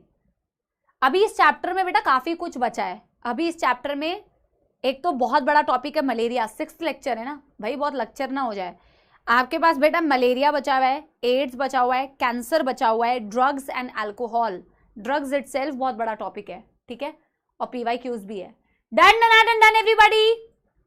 पहले एक बारी एनसीईआरटी की रीडिंग करते हैं, एनसीईआरटी की एक बारी रीडिंग करते हैं। अरे हो बेटा, मैं एनसीईआरटी की रीडिंग ही नहीं लेके आई हूँ, इसकी एनसीईआरटी की रीडिंग मेरे पास है ही नहीं, ठीक है। तो कोई दिक्कत नहीं है, अब नहीं है तो बेटा मैं कहाँ से लेके आऊँ। तो हम क्या करते हैं ना, मलेरिया तो आज शुरू, अभी मैं बाद में देखती हूँ, इसकी एनसीईआरटी रीडिंग अगले दिन, कल के दिन में ले आऊंगी। मैं आपको जो बेटा एक चीज बता रही थी ना कि आप इस तरीके से इसको रिवाइज कर सकते हैं, तो उसके लिए आप क्या करना, इस तरीके की एक टेबल बनाना जो मैं बना रही हूं। अब मेरे पास क्योंकि इतनी जगह नहीं होगी, ठीक है, तो मैं किस तरीके से कर पाऊंगी, मैं एक बार ट्राई करती हूँ। अब आप कहोगे कि मैम इसको बनाना है क्या यहाँ पे, इसको बनाना अभी नहीं है, इसको आप बना लेना, अभी होमवर्क के फॉर्म में इसे बना लेना। मैं आपको बनाने का तरीका बता रही हूँ कि आपको करना क्या है, ठीक है। आप बना लेना बट अभी मत बनाओ, अभी मत बनाओ। इसको चार्ट में जो मैं बता रही थी ना आपको, क्या, अरे यार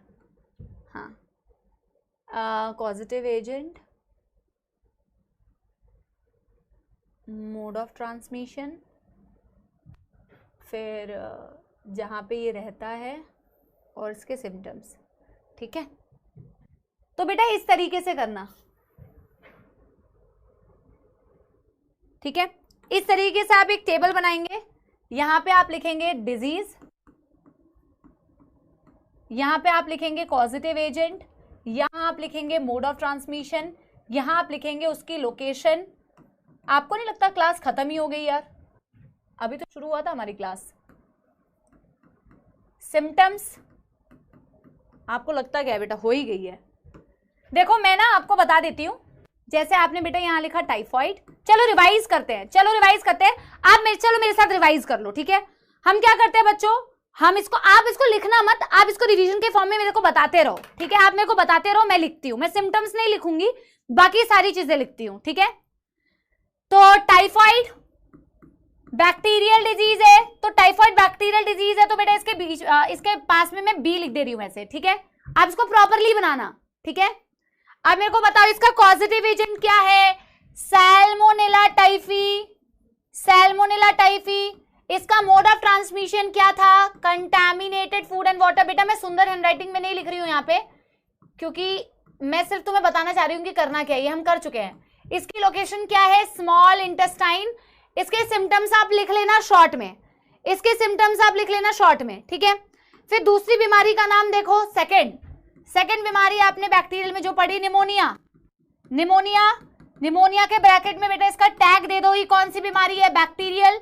निमोनिया कौन कॉज करता है बच्चों? तो मैं अलग कलर से लिख रही हूं ताकि डिफरेंशिएट हो पाए। कौन कौन करता है? Streptococcus pneumoniae, Streptococcus pneumoniae. और कौन कॉज कर रहा है? हीमोफिलस इन्फ्लुएंजे, ठीक है। कहां रहता है बच्चों? कहां प्रॉब्लम क्रिएट करता है? अच्छा, कैसे ट्रांसफर हो रहा है? इन्फेक्टेड ड्रॉपलेट्स, इन्फेक्टेड ड्रॉपलेट्स, ठीक। कहां रहता है? एल्वियोलाई में। कहां प्रॉब्लम क्रिएट करता है? एल्वियोलाई में, राइट। अब फिर बेटा आपने क्या पढ़ा? आपने पढ़ा तीसरा, कॉमन कोल्ड। फटाफट से आंसर आने चाहिए चैट बॉक्स में। कॉमन कोल्ड जिसे आप क्या बोलते हैं? Rhinitis. Common cold is viral. कौन कॉज करता है बच्चों? Rhinoviruses, group of viruses called as rhinoviruses. Mode of transmission इसका क्या है? Again infected droplets. रहता कहां है? Upper respiratory tract. ये आपके एल्वियोलाई को इन्फेक्ट नहीं करता है, लेकिन आपके नोज को और आपके अपर रेस्पिरेटरी ट्रैक्ट को इन्फेक्ट करता है। फिर आपने क्या पढ़ा बच्चों? फिर आपने पढ़ा नंबर 4, आपने पढ़ा एस्कैरियासिस। एस्कैरियासिस ब्रैकेट में क्या लिखोगे? हेलमिंथ। हेलमिंथ कौन कॉज कर रहा है? एस्कैरिस। कौन कॉज कर रहा है? Ascaris. Ascaris. Mode of transmission क्या है? Contaminated food and water.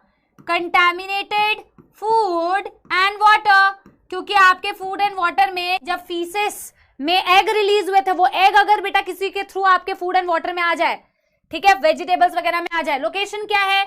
Small intestine. Location है स्मॉल इंटेस्टाइन। नंबर 5, व्यूचेरियासिस, जिसे आप एलिफेंटियासिस भी बोल सकते हो। कौन सी बीमारी है? हेलमिंथ बीमारी है। कौन पॉजिटिव एजेंट है? कौन पॉजिटिव एजेंट है? पॉजिटिव एजेंट इज व्यूचेरेरिया बैनक्रॉफ्टाई या व्यूचेरेरिया मलाई। फाइलेरियल वर्म भी बोलते हो, राइट। क्या एरिया अफेक्ट होता है? Lymphatic vessels. कौन से एरिया अफेक्ट हो रहे हैं? Lymphatic vessels. कहां रहता है? अरे सॉरी, मोड ऑफ ट्रांसमिशन क्या है? Female Culex mosquito. कहां रहता है? लिम्फेटिक वेजल्स में। कहां रहता है? लिम्फेटिक वेजल्स में, राइट। फिर बेटा आपने क्या पढ़ा? फिर आपने पढ़ा नंबर 6, आपने पढ़ा रिंगवर्म। आपने पढ़ा रिंगवर्म। कैसी बीमारी है रिंगवर्म? रिंगवर्म है एक फंगल इंफेक्शन। कौन कॉज कर रहा है? 3 जेनरास आपको दिया हुआ है, Trichophyton, Epidermophyton and microsporum. Trichophyton, microsporum and Epidermophyton.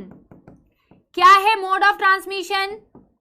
बहुत बड़ा है मोड ऑफ ट्रांसमिशन, आप लिख लेना कि टावल है ना, यूटेंसिल, इन्फेक्टेड बंदे के कोम या फिर सॉइल, इससे स्प्रेड हो सकता है। क्या अफेक्ट करता है? आपकी स्किन, आपकी स्कैल्प, आपके नेल्स, ठीक है, ठीक है। और लास्ट आपने बेटा क्या पढ़ा? लास्ट आपने पढ़ा 7th अभी तक, अमीबियासिस। अमीबियासिस कैसी बीमारी है? प्रोटोजोअल। कैसी बीमारी है? प्रोटोजोअल। कौन कॉज कर रहा है? Entamoeba histolytica. Entamoeba histolytica, right. Entamoeba histolytica. Mode of transmission क्या है? हाउस फ्लाई जो है वो मैकेनिकल कैरियर की तरह एक्ट कर रहा है, लेकिन अल्टीमेटली आपके फूड एंड वाटर को ही कंटामिनेट कर रहा है, राइट।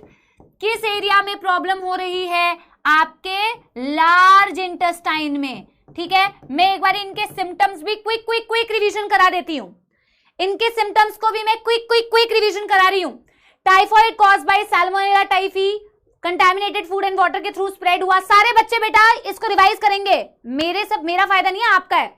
स्मॉल इंटेस्टाइन में रह रहा है, हाई फीवर होती है 39 से 40 डिग्री सेल्सियस, आपको हेडेक होगा, आपकी लॉस ऑफ एपेटाइट होगी, वीकनेस होगी, कमजोरी होगी, कॉन्स्टिपेशन होगा, सीवियर केसेस में आपके इंटेस्टाइनल परफोरेशन दिख सकते हैं विच में even cause a death. Pneumonia में एल्वियोलाई गेट्स फिल्ड विद बेटा फ्लूइड, ब्रीदिंग डिसऑर्डर्स हो रहे हैं, ब्रीदिंग प्रॉब्लम हो रही है, थोड़ी बहुत कफिंग हो रही है, स्नीजिंग हो रही है, और सीवियर केसेस में क्योंकि एयर प्रॉपर्ली एक्सचेंज नहीं हो पा रही है तो हो क्या रहा है कि आपके लिप्स, नेल्स, फिंगर्स में turn greyish to bluish. Rhinoviruses, common cold में छींकियां आ रही है, रनिंग नोज हो रही है, कंजेशन हो रहा है, नेजल कंजेशन, नाक बंद हो जाना, होर्सनेस, खराश, सोर थ्रोट हो रही है, फीवर आ रहा है, बॉडी पेन हो रहा है, वीकनेस आ रही है। ये सिम्टम 3 से 7 दिन के बाद अपने आप डिसअपियर हो जाएंगे, ठीक है। एस्कैरियासिस में आपके स्मॉल इंटेस्टाइन में प्रॉब्लम हो रही है तो आपको मस्कुलर पेन होगा, आपको मस्कुलर पेन के साथ साथ में इंटरनल ब्लीडिंग होगी, आपको एनीमिया की कंडीशन दिख सकती है, आपके इंटेस्टाइनल पैसेज में ब्लॉकेज भी दिख सकती है एस्कैरियासिस के केस में, ठीक है। व्यूचर एरिया लिम्फेटिक वेजल्स को अफेक्ट कर रहा है, chronic inflammation of lymphatic vessels, बहुत सालों तक जिस ऑर्गन में रहता है उसमें प्रॉब्लम क्रिएट करता है, लिम्फेटिक वेजल्स को अफेक्ट करेगा, लिम्फेटिक वेजल्स की ब्लॉकेज करेगा, लिम्फ का एक्यूमुलेशन होगा तो स्वेलिंग हो जाती है, स्किन बहुत ही ड्राई और रिंकली आपको दिखती है एलिफेंटियासिस में, एलिफेंट के जैसे।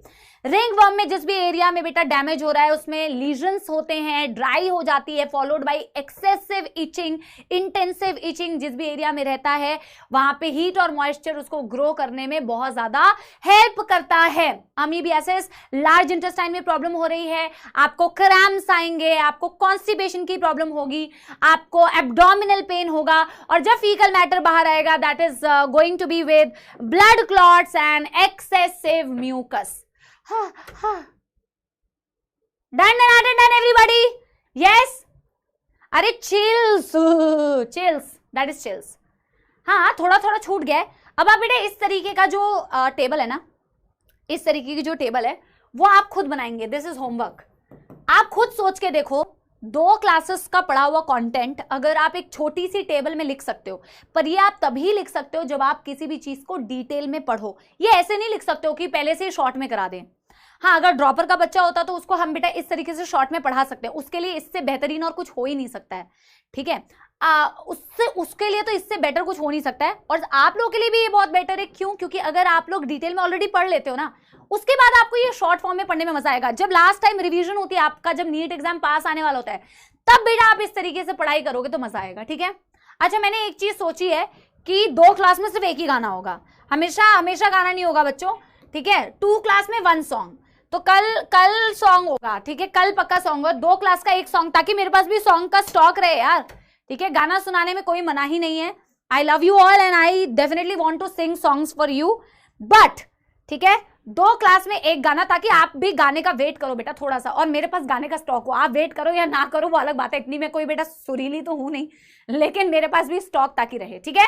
तो 2 बात की 1 बात की 2 क्लास में होगा 1 गाना, और हम मिलते हैं बेटा कल की क्लास में जहां हम गाएंगे भी गाना, और आप बेटा बढ़िया तरीके से पढ़ाई करो। आई होप कि लेक्चर आप लोगों को समझ में आया होगा, आप लोगों के लिए यूजफुल रहा होगा। तो कृपया बहुत सारा प्यार बरसाएं, सब्सक्राइब करें, ठीक है, और देखते रहें समाप्ति मैम के लेक्चर्स, और मिलते हैं बच्चों कल की क्लास में, ठीक है। ये वाला टेबल जरूर बनाना, ठीक है।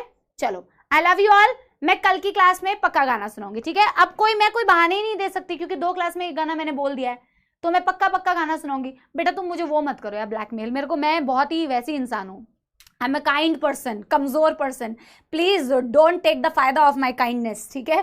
तो वो मत करो यार, मेरे को तुम्हारे चैट्स दिखेंगे ना फिर मेरे को दुख होगा। तुम क्या चाहते हो बेटा, मैं दुखी हूँ? नहीं ना, ठीक है, चलो बाय, ठीक है, चलो बाय, कल मिलते हैं, बाय, थैंक यू। हाँ।